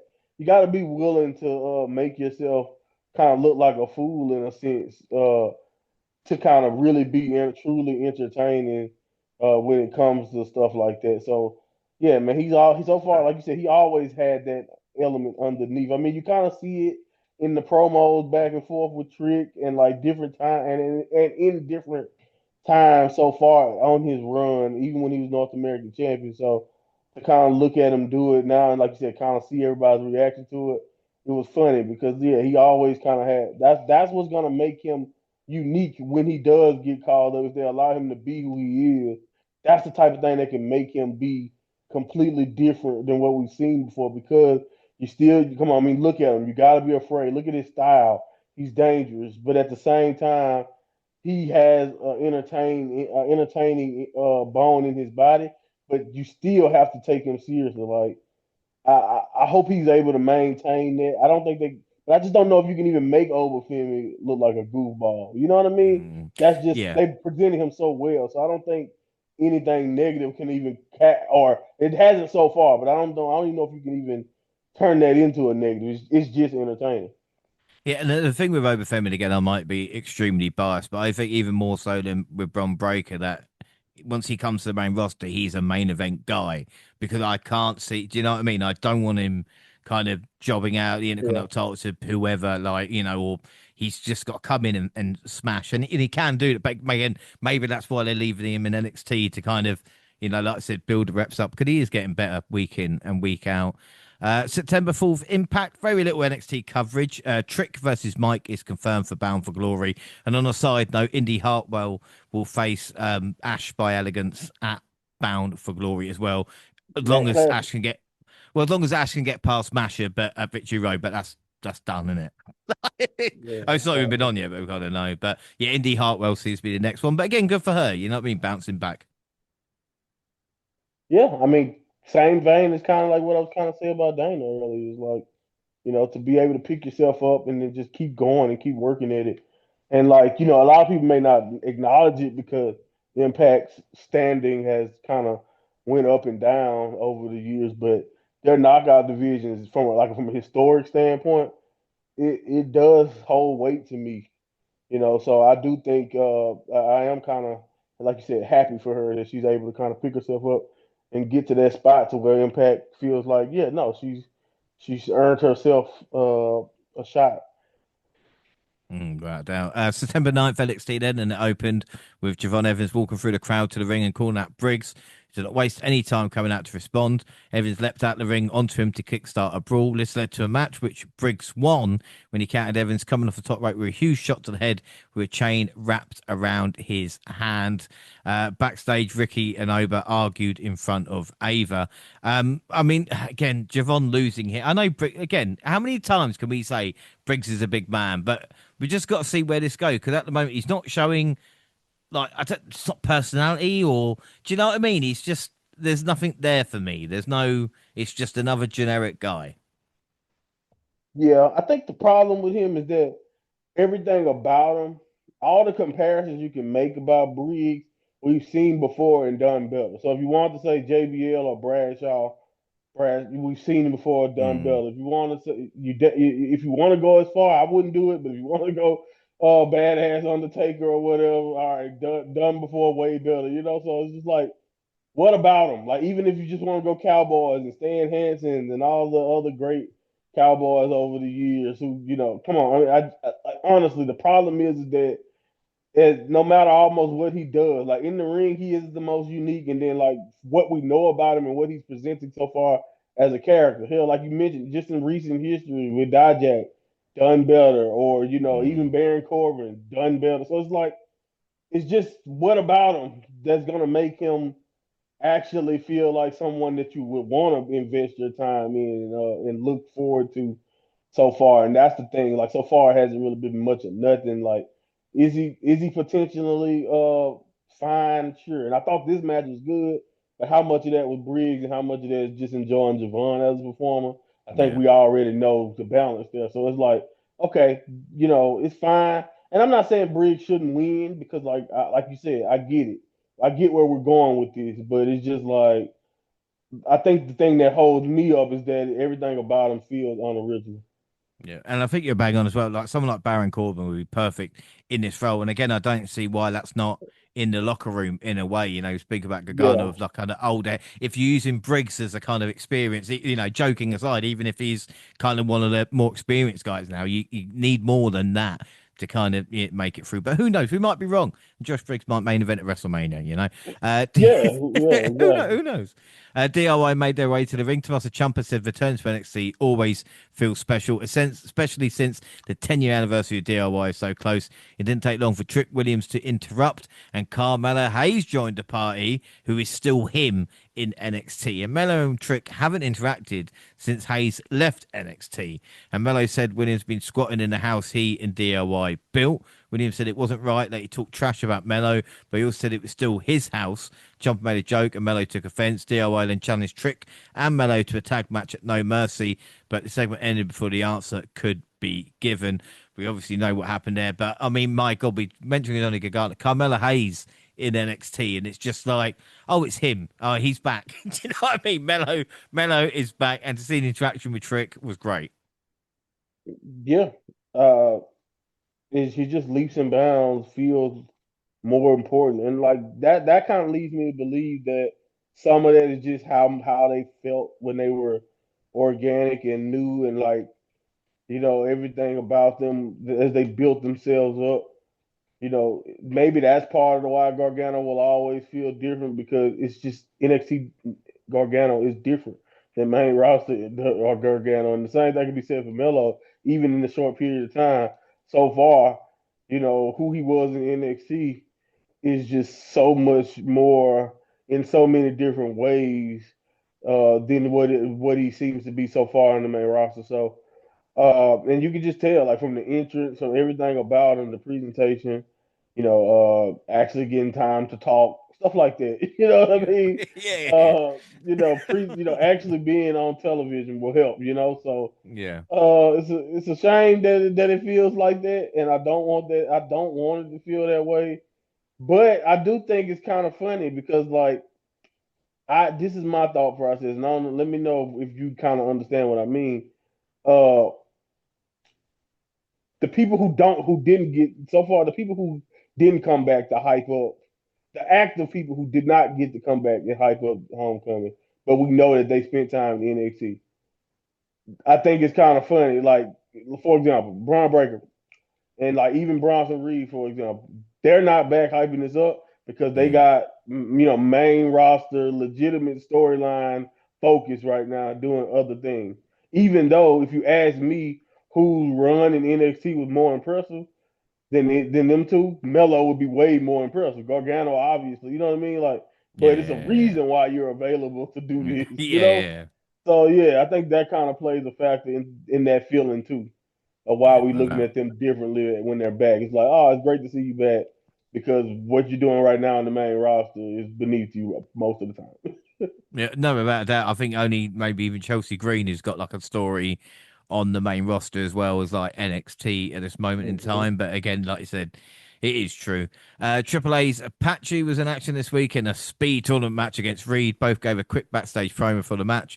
Apache missed a dive for the top rope and Reed capitalized to get the win with only a few seconds left. Natalia was shown watching from the crowd. The NXT tag titles on the line when Hank and Tank challenge the Dark State for the belts. Cutler made a mistake of saying Joe Hendry's name, causing the TNA staff to burst through a wall and chase him. During the distraction, Hank and Tank ended up losing to a roll up. The ending was a bit weird, but I think the rest of it was pretty decent. And you can see the rebuilding of Joe Hendry as well here if you look carefully. Yeah, I think maybe that's what they're doing, and I'm just not a fan of it. I'm really not. I'm not. I love the segments and I love seeing Joe pop up, but I'm just not a fan of. All right, let's have him lose on Impact. Let's have him lose here, and as the months come closer to that contract winding down, let's slowly just have him start to rebuild himself from the ground up on our show before we eventually sign him. And you know what I mean. I just like, all right, like you see what I'm saying? It's like it's not Yeah. that's what it feels like, whether they're doing it like that purposefully or not. But like that's what it feels like. It's like we're carrying him down while he's on the Impact roster right now, just so we can build him back up under our umbrella. And it's just like, okay, you guys, like, all right, I get it, but like, do we really have to go through all of that just to get him to do it on y'all? Tell him like get it. Because now it's gonna like maybe some people will get confused and be like, oh, when he pops up whenever his name shows up, get it? Like he started doing that in NXT, and you like, no, he was doing that for years.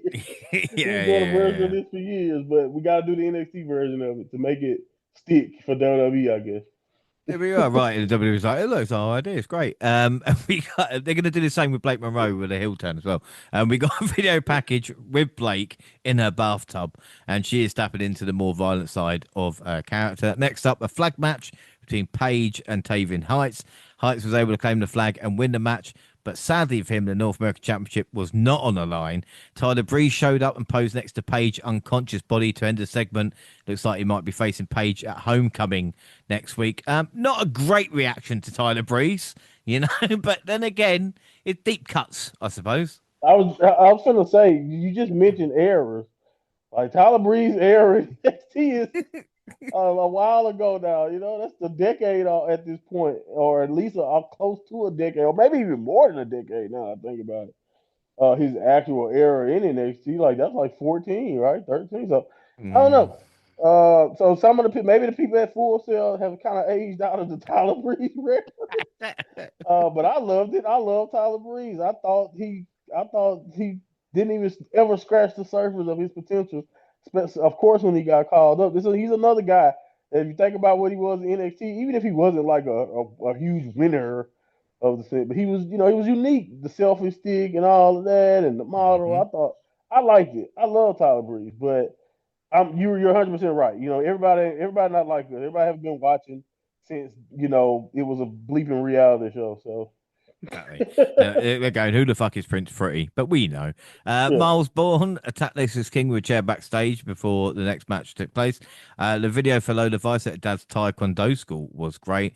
We got the Cullen versus Fatal Influence versus Aruka in a triple threat number one contendership match, which had elimination as well. So the winners would have to beat both sets of opponents, not just one. That's what elimination means. One member of each team was legal at all times. There's a lot of chaos. Ruka accidentally hit a finisher on Zarya, and it led to their elimination. And after a few close calls, Dame got the win for her team by pinning Fallon Henley. Jace Jane got the mic and ran down her teammates for losing, but she was interrupted by shots of someone arriving in a parking lot as the show went to a final break. Come back to that in a minute. I just want to talk. There was a little fact that came up, and it was Fallon Henley as main event in NXT a total of 11 times since moving to the CW on October 1st, 2024, the most for any wrestler on the roster, both men and women, in this time frame. And she has been pretty consistent, even though JC Jane fucking hates her guts for some reason. maybe that's why. The execs and people, somebody likes her because, like, who would have thought? Because it's not like she has been like champion. Like that was JC's spot. Like maybe that's the narrative, and maybe that's where we're going. Because actually, like even when they were in the cowboy thing, I didn't care for the gimmick, but I thought Fallon was by far the most interesting thing that was going Mm. on about her and Briggs and Jensen. So, maybe that is the end goal. You know, if because I think we obviously know that this toxic thing is not going or fatal at time this time. Yeah, it's not toxic, it's fatal. But I mean, think about it. Whatever. Anyway, it's not gonna last. But I think we can see that it's not gonna last long term. Like I don't know anybody who just like to keep getting talked down. I mean, unless they got a kink, I don't understand. I don't know what's the point. So eventually that's gonna happen, and maybe Fallon is the one who benefit fits in that point from that implosion. But I don't know. That is an interesting fact, though. It's kind of funny. I thought the way they executed the Zarya spot was just the timing on that had to be perfect. I wonder. I really now this is the only time, one of the only times I've ever wondered how many times they probably rehearsed it to get that right because it was so well done. And if that was like one of the first times that they tried to do that, I was like, wow, because like the way they did that, the timing of like them pushing. I think it was Benson. I'm about to ruin the name. I think it was Paxley who was about to get it, but they like the timing of shoving her out the way and it ended up being Zara in the spot. Just perfect. Like it's just executed perfect. So that was definitely a great moment. I thought the match was solid though, and I don't mind the Cullen kind of doing the thing and getting the spot here. It is what it is, but I don't know, man. I don't know when it's gonna happen, but Zara's gonna take Sol Ruka's head off, and people are gonna bring up stuff like this. Like how many times did you accidentally? That's probably why me and you are right, or that Sol Ruka would be the one to do it. They're like, oh, I dropped you on your head like 3, 4 times. You never did nothing. You weak, and blah blah blah blah blah. And because like at this Um, point, Zarya, what's it gonna take? Like it gotta be. They're not letting them say they're in love, but it gotta be a love story at this point because damn, there was something Fatal definitely Influence going on, hasn't yeah. haven't even been together that long, right? Like Fatal Influence have not even been together as long as them. They argue a lot more for a lot less. So Well, yeah, The show returned for the final break with Jane still ranting on the mic about how she is the greatest NXT champion of all time. And Of Stephanie course. Vaquer came out and reminded Jane she was a double champion. Tiffany Stratton and Ray Ripley joined Stephanie. So this was clearly a setup for a six-woman tag match at Homecoming. The show ended with Babyface's driving Fatal Influence out of the ring. But I don't know about you, but Vaquer seemed fine to me. You know, I don't know.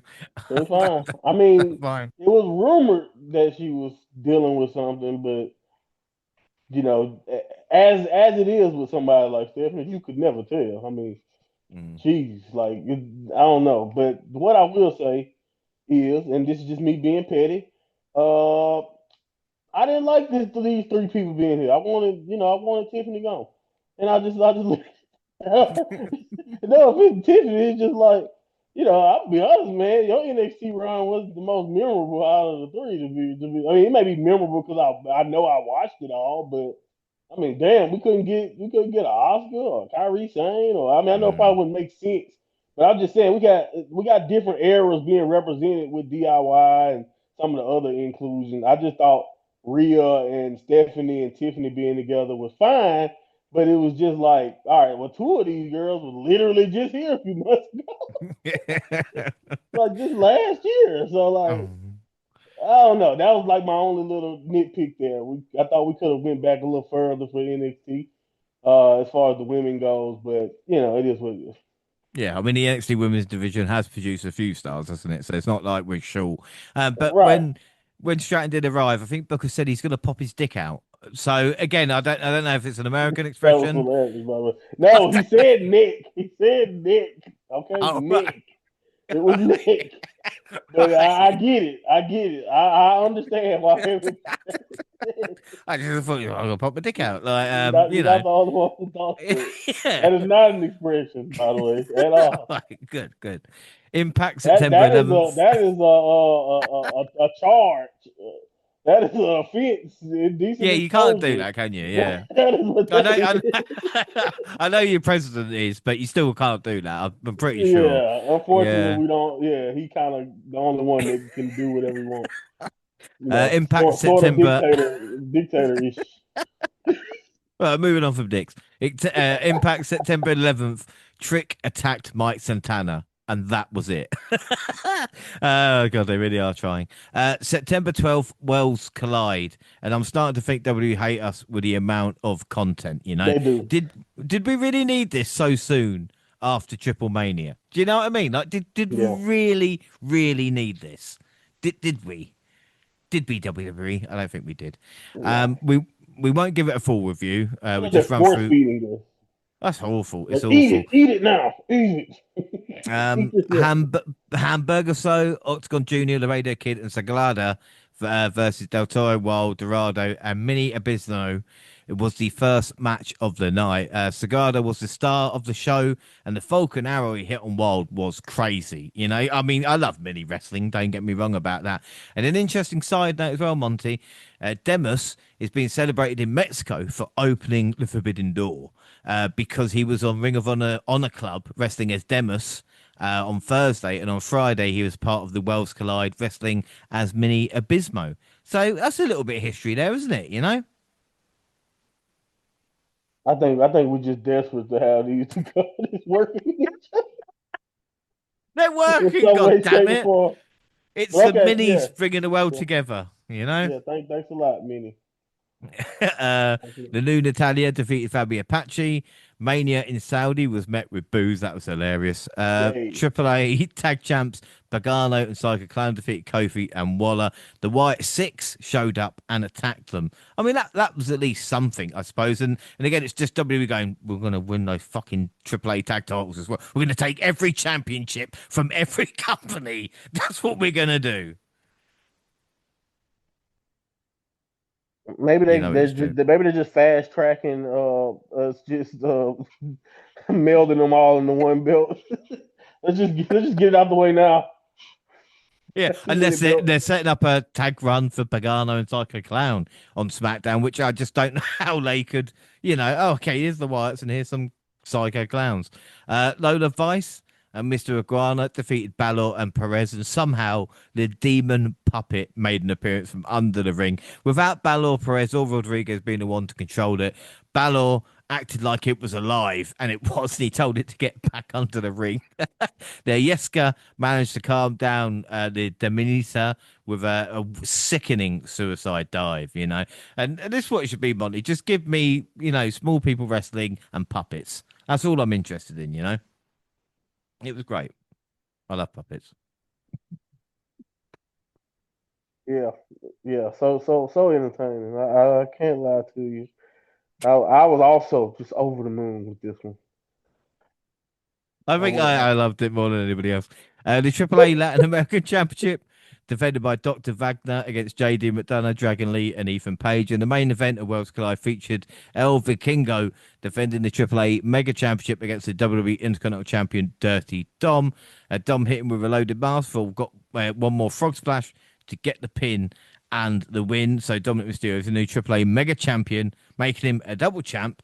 And Rey Mysterio was a man of his word and put the title around Dom's waist, albeit with some hesitancy. So I guess we're getting Dirty Dom versus Rey Mysterio for the Mega Championship at some point then, because again, it was just WWE going, yeah, we're in control now. Yeah, I think the cool part is I'm pretty sure Ray was probably crying under that mask, Mm. or at least backstage. Like they had to keep it professional, but I know he had to be beyond proud. Because that's so cool. I know at the end of the day, you said I know they've been feuding for a while. And Dom has been a grade A asshole to his dad, but I just think you can't ask for much more than what he's been able to witness his son do and go through and overcome. So I think that's the coolest part about it for me. But what I will also say is that WWE, it's kind of cool to kind of see WWE, even though I do think you're 100% right. It's just like, yeah, just gotta remind you guys who territory this is.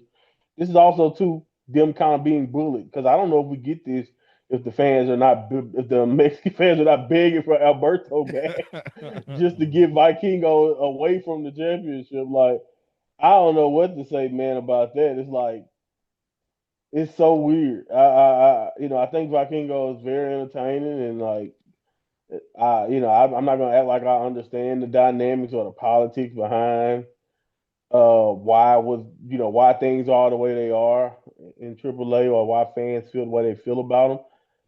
But yeah, I thought this was cool for Dom. Really, really cool. I do think he's worked hard. The internet really wanted this to happen. I was kind of indifferent because I don't really think it really matters as much, to be honest. But it's still a cool visual, and I do think he's worked hard to get that moment. But yeah, anything to stop people from asking for Alberto to get his job back. So I guess at the end of the day, am I really mad about it? No. No, small mercies, I suppose. And Graves tried his best for Conan and JBL, but it was a long show and it was good overall. But that is not enough nowadays. Good is not enough. There is so much Yeah. to watch. Finally, September 16th, NXT Homecoming, and we are back at Full Sail with an epic opening video. I mean, Neville and Sasha Banks have to be featured. I think the Undisputed Era deserved more. I understand why they can't do with few things, but fuck me, sometimes it's just like, come on, is it going to hurt? The old theme brought back a lot of memories as well. There's no doubt Yeah. about that. It was crazy, innit? Just that one theme, you go, fucking hell, just take me back. It take me back 8 years. I Like, remember. it, yeah. Triple H said a few words, of course. He said, "We are NXT." And then Shawn Michaels, they teased some tension with the idea of Triple H wanting to take over NXT again, which brought out William Regal. And he said the only way to settle this was War Games before Charlotte and Alexa made their way out for the first match of the night. They said the women were the backbone of NXT. Mentioned a few of them, told Sean and Hunter to suck it. But it wouldn't be a W event if Triple H wasn't there to bask in his glory. Do you know what I mean? He Oh is a yeah, new remember Keith guys, I Lee. started it. Yeah. Yeah, remember guys, it was me. Remember, I had a ponytail back then. So yeah, it was me, guys. My era. You remember that? Yeah. No, Triple H. I'm gonna be honest with you too. The way you doing the main roster, you can just stay. You can stay away. You can stay away, bro. You Yeah. can stay away. NXT is confusing enough as he. I don't, Mm. I don't need your bookie down here right now. You stick to what you're doing. But yeah, I mean, as the old NXT fan in me was definitely, it was definitely awesome to kind of like you said to see the reference. Definitely with the Or game reference, really, really cool. I know we didn't get a direct Sasha mention, but at least with Charlotte came out there and did say, and the funny thing, I was telling my wife as we watched, I was like, I guarantee you, Charlotte had to say four horsewomen because they refused to you for you to even utter the name Sasha Banks. Like you did, like everybody else is there. So the only reason why she would have to just, I'm just saying for his women, so we can give her a nod without giving her the nod. But yeah, I mean, I don't know. I'm like you. I don't understand why we act like the Pac era or now Neville didn't have it. Neville like, and I'm glad you brought that up. Like we can, so we act like the only people we can talk about from that era is Sami Zayn. And like, yeah, they flashed a little Bo Dallas on there, but it's like that's a whole era of great talents, the Cesaros and just again. Then they love showing Seth Rollins and Big E, but there's plenty of other people who don't get any mention or Mm. any much of any focus. So it really, as somebody who watched a lot of that stuff and like was there from day one, and you being there too from back in the day, is really really interesting. Just like you said, who they decide not to focus on, and for whatever reason why they wouldn't want to. But yeah, man, I mean, like you said, the undisputed era. There's so many greats, but the segment itself was fine. I didn't I don't like I said I didn't really care for like Triple H even needing to really be there. Like we all know like Sean and William could have did that segment alone, and it would have made even more thematical sense because they really were like the two main authority figures. Maybe even throw Ava in a spot instead of having Triple H there because I just don't really know if we needed it, but I'm sure somebody got to like enjoyed it, even if it is only Triple H himself. Someone is saying to Triple H, they love him and Stephanie making appearances because honestly, You have it to see is you guys. honestly it's so sycophantic, you know what I mean? But again, I suppose we Way have more to so take than that. Vince ever did, by the way, at the No, no, end. yeah, By the way, exactly. Like like, at least he would be like, "Welcome to Raw" or whatever. I mean, Triple H doesn't even welcome the show. He just like, look at me. I'm the gamer. I do my It's whole like, entrance. yeah, Yeah, we it's do like it for okay. you. You. This is why we do it. And what he said at WrestlePalooza, we'll get onto that, like I said, in a couple of weeks' time. But Oh my fuck me, goodness. that guy is just somewhere else. Anyway, first match was Charlotte Flair and Alexa Bliss versus Izzy Dame and Tatum Paxi for the Women's Tag Team Championship. And let's not forget, Alexa Bliss managed Murphy and Cutler in NXT. That's Yeah. how long Alexa goes Yeah. back. Yeah. Tatum did manage to say hello to Lyra, which I thought was really nice. And Bliss and Flair got the win with a goddess hit Sister Abigail on Paxley. Dame looked furious that she lost for her team. And Shayna Baszler made an appearance backstage talking to Zaruka, saying, just fix it before it's too late. Again, thoughts on the opening matchup, but I felt the pain for Baszler because she's lost a lot. You know? Yeah, but I did like how she has lost a lot, but I did love seeing her there because it did kind of. I think the reason why we feel that way is because we know how far, how important she really should be when it comes to especially women in NXT and her run. Like that's an entire. She's like an entire era to herself in a sense. And so like she was so dominant, so good, and I think that's kind of like where you look at it, where it's like, man, like she kind of deserved a way better career when you think about how dominant and how great she was in NXT. And I thought the match itself was solid enough. I did love the. I didn't even think about it when they booked it, but when I saw them together, I'm like, wow, this match makes a lot of sense. Izzy's tall, athletic. Charlotte comparisons, I guess. Of course, blonde, and then yay, shorter, athletic, weird girls with dolls. Yeah. You know what I'm saying? I didn't even think about that they were, kind of matching them up in that fashion in the week before when I was thinking about who won the match. So, kudos to them to kind of being cheeky like that. But unfortunately, I don't think Tatum is long for the color. I think we all know that this started off as like a manipulation thing, and Izzy seems like, I mean, not easy, but Tatum seems like she's going to be the last to know that this was not the culling is not really the group to be with. But we'll see how long it takes for them to go that far. I think we all know that they probably don't really fit, but this was solid overall. To be fair, though, no teams fit in NXT, do they? Do you know what I mean? Like Fair, Hank and fair enough. Tank. are probably the only two that actually like it. We're not even Yeah, sure Dark State like each other. They're just doing yeah, it for a reason, aren't they? But that's a great point. we do know two teams that did, do a lot for each other and actually loved each other. Up next was DIY versus Trick Williams and Carmelo Hayes. Watching Melo's entrance in NXT is great, and of course Rebel Heart. With Johnny Gargano, it's silly to say it's a dream match, but man, it is all coming flooding back. Doing Hmm. it for 10 years and then seeing Melo and Johnny wrestling going at it. Williams quickly tagged in to hit a drop kick, and Trick was preparing to hit his finisher when Melo tagged himself in and hit. Melo don't miss. Instead, Williams teased Turner and Hayes, but ended up saving him from Champa. The Miz showed up, and I'm like, why's the Miz here? Oh, fuck yeah, of course. Attack Gargano, helping Melo. Because Miz hasn't got anything to do with NXT, but obviously that is a story. Helping Melo and Williams steal the win. And you know what surprised me the most about this, Monty, was the reaction of people going, what a good match it was when it is DIY versus Trick Mello. Just blew my mind.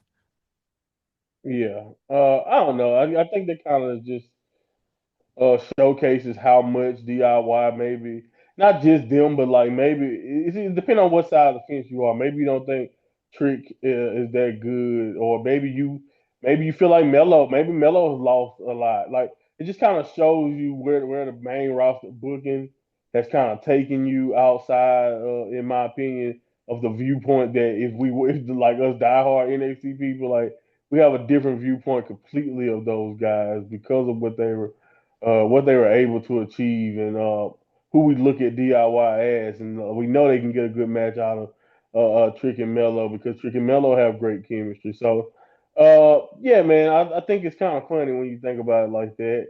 But you know, I really was entertained with the match. I didn't really too much care for the Miz being there, but like I'm just kind of like you. I thought about it and I was like, okay, he does kind of have a reason to be here. And then he also, I mean, if you want to even go further back, he got history pretty much with everybody in here except Trick. So, uh, and so Yeah. like I guess it's fine. It makes sense. I would have been nice to just kind of just let them have the match play out, but I kind of understand it. You kind of want DIY to kind of still look strong, so it's fine. I thought this was good. Nice little ode to the past, to the past, but at the same time, uh, all in line with where we are with Trick's current character too. So, good stuff. Yeah. Yeah. I mean, DIY, as we mentioned, should just stay in NXT and be the yardstick, A nice shout out You just to saying that because FTR. our tag division horrible. Well, yes, I am. I am indeed. You should again. I'll be doing the universe mode on 2K, and my tag. I've just brought back Pretty Deadly. I brought back everybody. Do you know what I mean? I was like, look, I'm not fucking around with this shit. But a nice shout out to FTR with the Shat Machine, and a lot of TNA talent were actually tweeting during this whole Yeah. event. So this was quite interesting what was going on. I've actually got the link here if it will work. So again, the tweets were mainly from NXT talent not being happy. And again, we were wondering kind of what this was attaining. Cassie Lee was like sick to death for NXT running roughshod over a TNA like there's no consequences. Mike Santana said, to keep it real with everyone, I'm pretty sick and tired of NXT has control over TNA and what they can do bullshit. Cedric Alexander also tweeted out, Mustafa Ali said NXT celebrates its past but disrespects TNA's future. Steve Macklin and Moose, and it was very, very synchronized as well, Monty, which makes me think, I don't know if we call it phase two of the TNA NXT partnership, but I feel something is going to happen coming up I'm soon, if hoping. you know what I mean. I'm hoping something happens. I hope it's going exactly where it feels like everyone kind of feels that it's going, and I hope we get a good payoff. I will say, I will caution. Everybody's using that I word. I don't even want to say that because last time I got hyped about something that was supposed to be an invasion. It ended up being Dark that State. is yeah, yeah, yeah. So yeah, I'm not Yeah. saying nothing. We just gonna hope that everything we hoping actually comes into Uh, fruition, and we just gonna kind of leave it like that. And I noticed that the timing was like, peculiar with a lot of those posts. But also at the same time, I did chuckle at them talking about them being tired of NXT running roughshod or celebrating. But not yet. Alexander's post really made me laugh. Like, oh yeah, they celebrate their past, but don't care about Impact future. I mean, just WWE. What the hell they care about anything? Come on, Sid, think about it. You know this, but anyway. I'm noticing, but I'm not getting hype about nothing. I'm not. Hell, I can go even further back. Even the WWE WCW invasion was Hmm. overhyped. So I'm not hyping anything. We're gonna Yeah, sit here and we're gonna hope it's fun. well, this is the thing. They can't do it right anyway. You know, you either get like the NWO way of too much one side, or like you said, you get the invasion of not enough the other side, or Something's Nexus gonna or go wrong either Dark. way, It's right? gonna be fucking. You know, TNA will come in and the guy trip on the ropes or something. I don't know. Who knows? We'll see what happens. Sami Zayn was interviewed and he said Javon reminds him of him. Briggs didn't agree, and Zayn told Evans, "You've got heart." Which again is crazy to think Zayn is like a proper vet now. Do you know what I mean? Like he is the guy saying to everybody, Old as "You can hell. do it."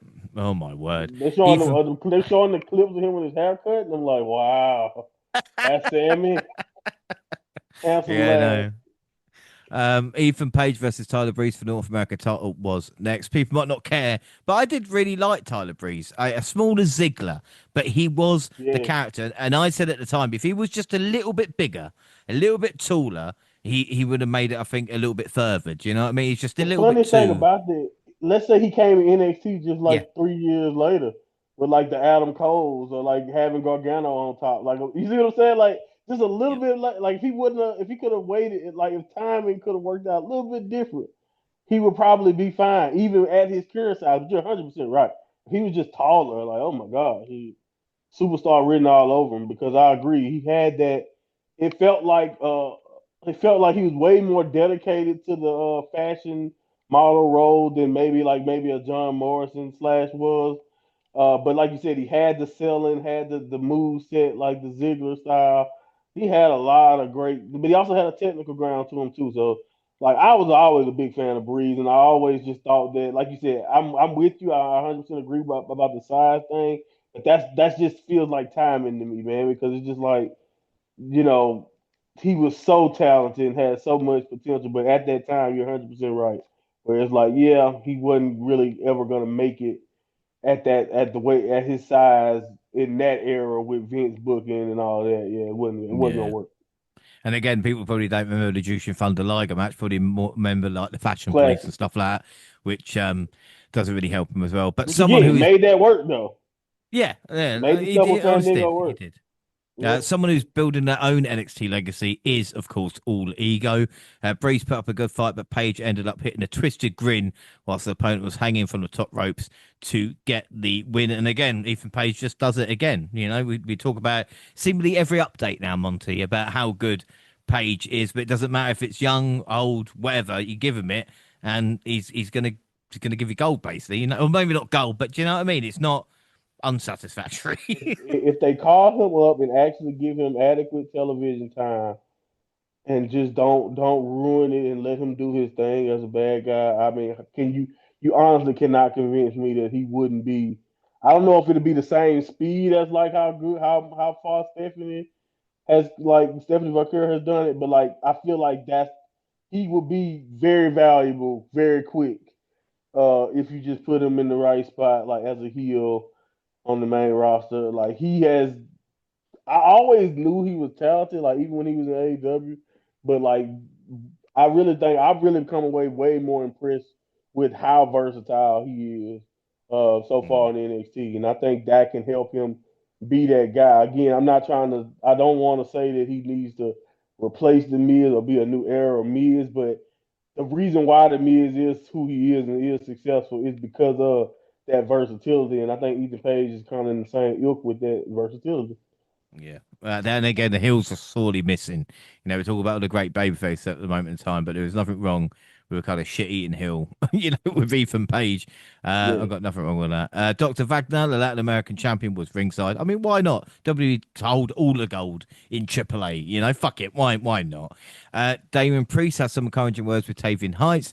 He let him know it would be Heights versus Page at No Mercy. the Grayson Waller effect with Obafemi and Ricky Saints. Waller did the usual routine of stirring the pot and trying to create controversy. Femi said he doesn't think Saints is special and has been underwhelming since arriving in NXT. Preach. Saints said Femi has been pampered since being recruited right out of college and is nothing without the NXT title. All right. Williams came out and said the title still belongs to him. Waller suggested a title versus title match between the two for next week and the winner defending against Saints at No Mercy. And they all agreed. And it was like, what the fuck was that? Like, isn't that the biggest match we have? Just given on a thrown away fucking episode of NXT. And again, Ricky Saints saying Obafemi's nothing without the NXT title. Has he watched NXT? Like, there was a couple of things here I just didn't like, but I got the overall thing. I really believe they could come up with something for him to say that made sense against over because if that's all you got. Yeah, I was very underwhelmed, and I think the problem, my biggest problem is this supposed to be Ricky's strong suit, and I just don't know how much. Like, are they just not allowing him to take off the gloves in that? You know what I mean? It's like because I felt like he was able to go so much harder on the mic and have be more of himself in promos, and I think that's part of that underwhelming. Like you allow Obafemi to basically say what the entire internet has basically said about Ricky, but you can't allow Ricky to kind of just go harder and say And again, I do kind of understand maybe the pamper part that was decent, but it's like you said, he's nothing without the championship. Well, he's also he won a championship like 3 matches into his career. It's not his fault that he beat everybody. Like what are you like? All right, so you got nothing to say basically. So yeah, again, that kind of made him look kind of rough. Again, it's not really a fault of his own, but I can't say it's not his fault because I don't know if that's the best he could come up with or that's the best they came up with. So it's tough, man. It's really tough. And again, I don't know. As far as the title versus title match goes, I'm thinking we getting the DQ thing, and like because I'm with you, it's like doing the biggest type of match you can do this early. Like, Are we serious? Like, it isn't. Like this is the biggest match you have in the men, and then like it's not like the men's division is deep. You know what I'm saying? It's not like we got a lot of cards to play here. So like, why are we doing this right now, and why are we doing this so early? So I don't know how I feel about it. This segment, like you said, was very hit or miss, and I don't know. I don't want to say it's Ricky because again I know what Ricky is capable of, and this just seems like it's so far from what Ricky is capable of or what he's shown us. Like you can even attest to what you know about him from AEW that this is just far away from what we know Ricky can do. So I don't have an explanation for why everything they have him doing just feels so not him. Maybe But it's then because again, he's still as a babyface, but I don't know. I don't know. yeah. I liked him more as a babyface in AW. So I don't know. I don't know.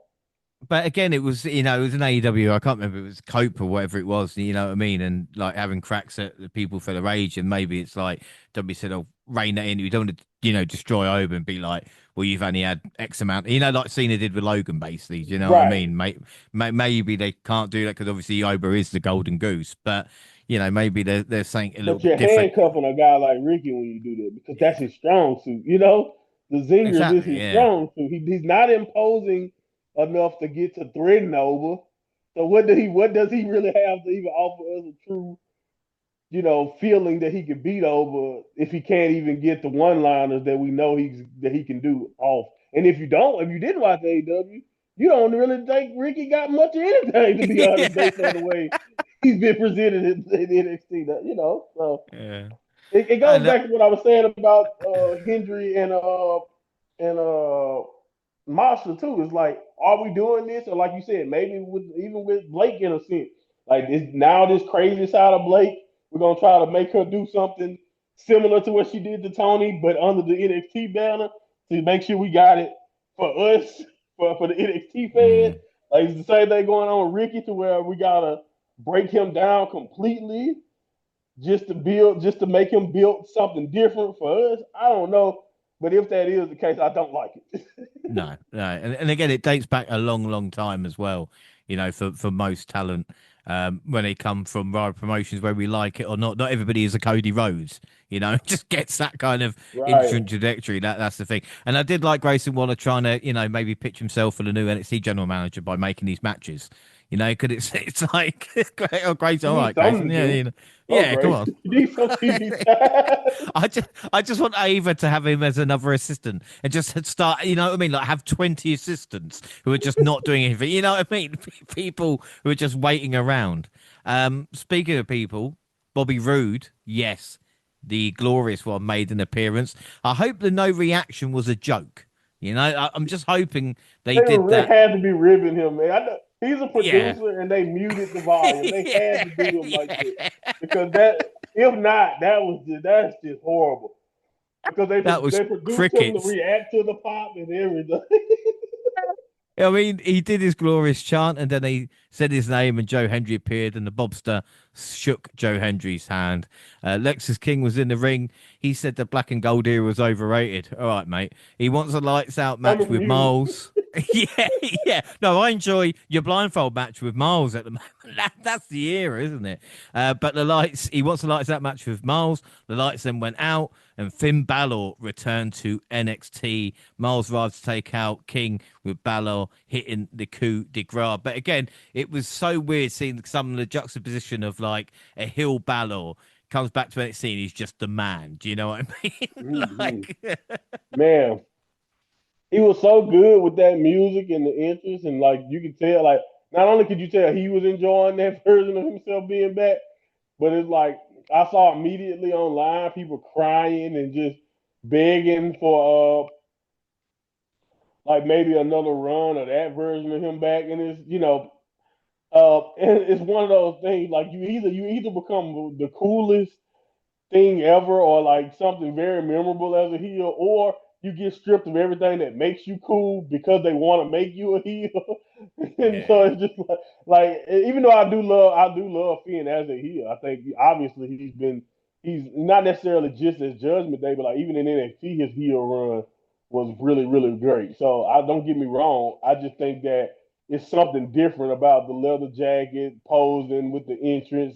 And of course, I thought so too when they brought the even some of like Charlotte's old NXT music back. I like, damn man, we was in a great place with the with the old music because Finn feels like such a superstar with the old music compared to what he is now, which is not so special. So yeah, man, do you know? Do you know what? Even it's you just mentioned it, I different. realised he came out to the old music, and that's how into it I was. I was like, yeah, he doesn't actually have that anymore, does he?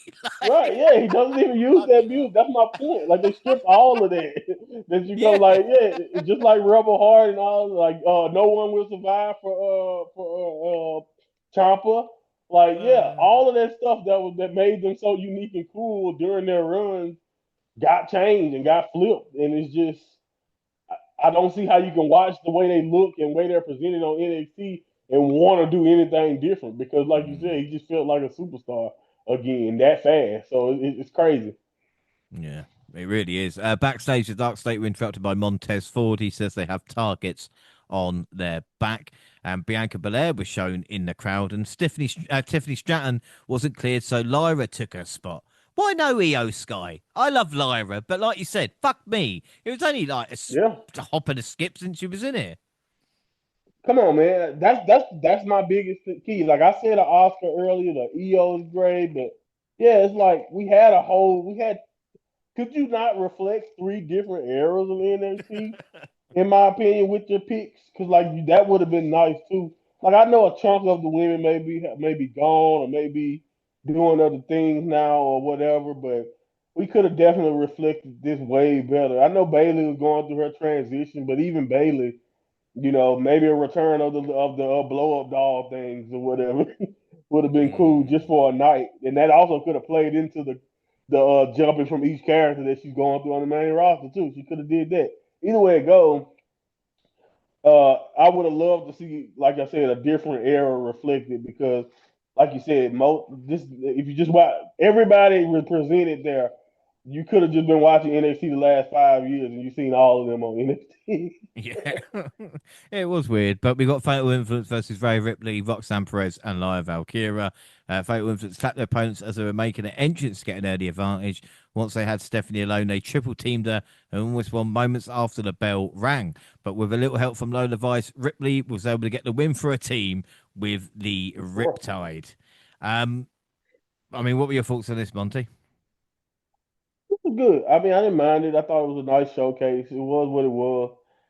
Again, I was kind of like, you kind of hope for a little bit more, but I thought for what I was expecting, it was decent, and it kind of showcased a little bit of at least a taste of what we come to become used to when it comes to NXT's women's division. But again, I'm not gonna try to go too. I don't want to be too dramatic or too hung up on like what we could have gotten if we really wanted to celebrate. Because I do think at the end of the day, this still was a pretty good tribute show overall when we think about what we got. But yeah, man, I mean, I feel like I'd just be nitpicking if I went into what probably would have been funner for me as a long time fan. But I thought they did okay. Yeah. But again, I think it felt a lot. Again, I know it's 10 years of looking back, but it just showed us what NXT is missing. Do you know what I Yeah, mean? Like with certain things, it was just weird to be like, well, they're pointing out what we actually haven't got. Like I said, the women's division is great, but it's the other stuff. Like yeah. Yeah, that was man. the issue. We have kind of fallen off in a lot of ways. I feel like we mention a version of this every week, so maybe some fans who listen to us every time we do an NXT pod like, oh my God, these old guys are always talking about this. But it really is true. It's like this was only a taste of what we had kind of become accustomed to when we talking about different eras in NXT. Like we didn't even really scratch the surface. So, but again, I do think the positives that we do have are indeed that they are indeed the positives, and they are very positive. But yeah, man, it does kind of just like when you think about this, and this is always it's always the danger. They even kind of done it in the past when WWE wasn't so loaded on the roster or were failing to make new stars when they would do tribute shows and you would just listen to the pops for the Austins or listen to the pops for DX and some of Yeah. the other old, old time gimmicks and stuff, and you'd just be like, "Wow, man, that just feels like leaps and bounds different than what we're used to." And yeah, man, we used to see that. We used to get that every week, and now it's like, especially in the male division, it's definitely kind of shown through because it's just like, man, we are very top heavy in that division compared to where we had mid card stars, we had Mm. guys who we knew would probably be future world champions, and then we had, a great tag division. I mean, think about the teams that we didn't even scratch on because you had different eras for different teams. Even though we know a lot of those teams didn't end up being much bigger than they were in NXT, but that's why it would have been nice to see, even like just to be recent. Why no we couldn't Fracture didn't have nothing to do. They're not booked. Fracture, Mm. like we could have had even more of that. So yeah, man, as a longtime fan, it was one of those watches where I was like, okay, cool, but at the same time, it's no like, it definitely reminded you of like where we were. Yeah, without a doubt. I'll get your thoughts on NXT on this update in a second. But the worst thing to ever happened on Impact, and that and I'm not kidding. It is the worst thing to ever happen because Mike Santana was in the ring and got attacked by Ridge fucking Holland. So again, I thought he was done in NXT, but he is And he Mike is, standing hopefully. in Mike Santana's away. I suppose he is done in NXT, right? But Mike Santana, Ridge Holland looks like they might face off at Victory Road, which would be TNA's Yeah. last show before Bound for Glory. And man, the Impact are testing my patience at the moment, Monty. I'm not gonna I lie. think they're testing Mike Santana. He definitely the guy. He get us an entertaining Ridge Holland match. Oh man, he the guy. He's the guy of the future if he gives us a great Ridge Holland appearance, which might be asking way too much. But But anyway, yeah, I saw that, and at this point, man, again, I know we said it, and I don't like being distasteful because I don't want people to lose their job. And so I don't want people to lose their job. But man, it just reminds me of when they were just doing whatever they could to give Von Wagner something to do Hmm. before he ended up in Ring of Honor. So I don't know if Ring of Honor would even want Ridge Holland, but at this point, I don't know. I think that might be next. But hey, maybe he'll catch lightning in a bottle in Impact. Oh Maybe. God. Well, that's something to look forward to the next update, Rich and Mike. But that is basically it for now. But Monty, what are your thoughts on NXT this update? Because Heatwave seems a long time ago, but it's not Yeah. really been a lot happening since. Do you know? I know we've had Mm-mm. Homecoming with Building Towards No Mercy, but there wasn't a lot post. You know what I That's mean? partially Heatwave. that's probably partially why I didn't really remember coming into this if we talked about it because it wasn't really like it happened and it was a decent show and then so far pretty much since then we kind of been in the same place more or less. I'm really interested in where we're going. I know that we don't have the deepest male division and I understand it, but when you got Javon and you have Over right now basically being a good babyface. I'm really interested to see where we going long term for Ricky. Because right now, if they're not gonna let him do what he do, I think his strong suit as a babyface.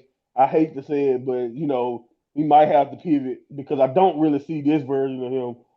No matter what happens in the match next week, I don't really see this version of Ricky Saints becoming champion, especially against Oba. So I don't know, but overall. I think we're kind of in a similar place.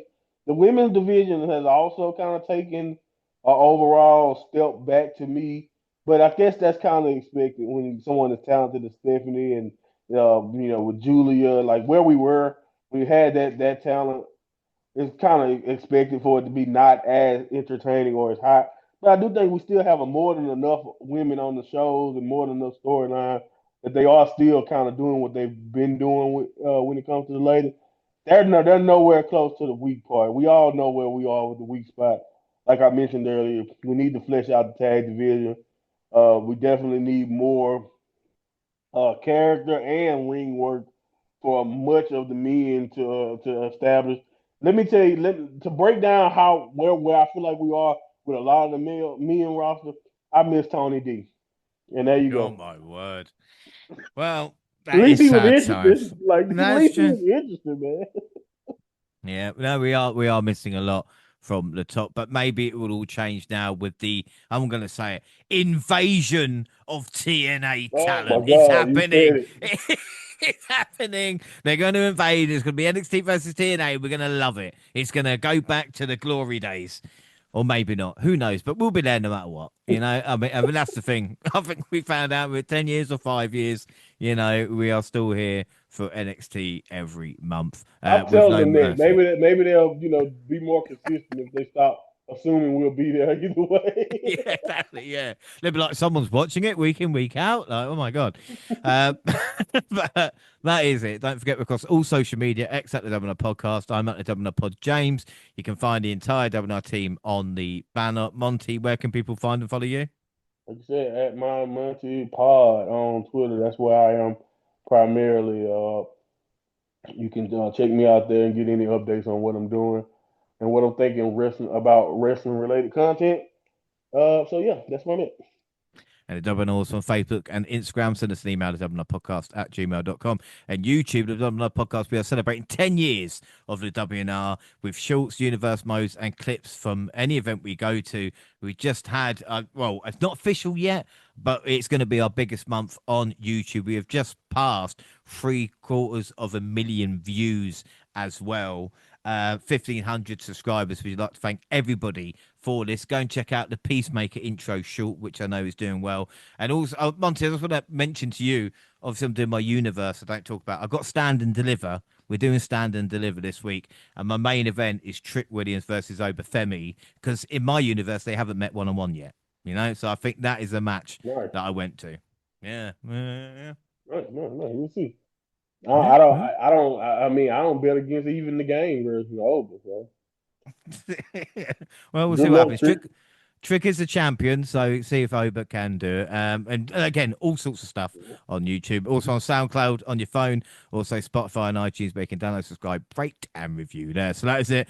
Our next episode, well, we got a busy couple of weeks because the next episode will be AEW All Out, and then the following week will be WrestlePalooza, and we're going to do it like that because well, that's the way it came, I suppose. But until then, I've been James Rowlands and I was joined by the mind of Monty. Monty, thank you for joining me for yet another NXT update. I appreciate you, and I also appreciate you separating those two shows. It would have been nice if that would have happened.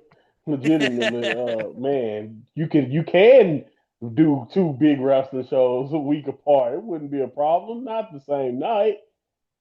I know. Anyway, yeah, fun I know. show. Yeah, I did think about the 6 hour double feature, but I thought against it. I thought, no, I don't think the girls will appreciate it. Oh my god, So we'll leave it there. Jesus, what kind Um, of psychopath are you? oh, God, I know. Less is more. Well, thanks for listening, everybody, and bye.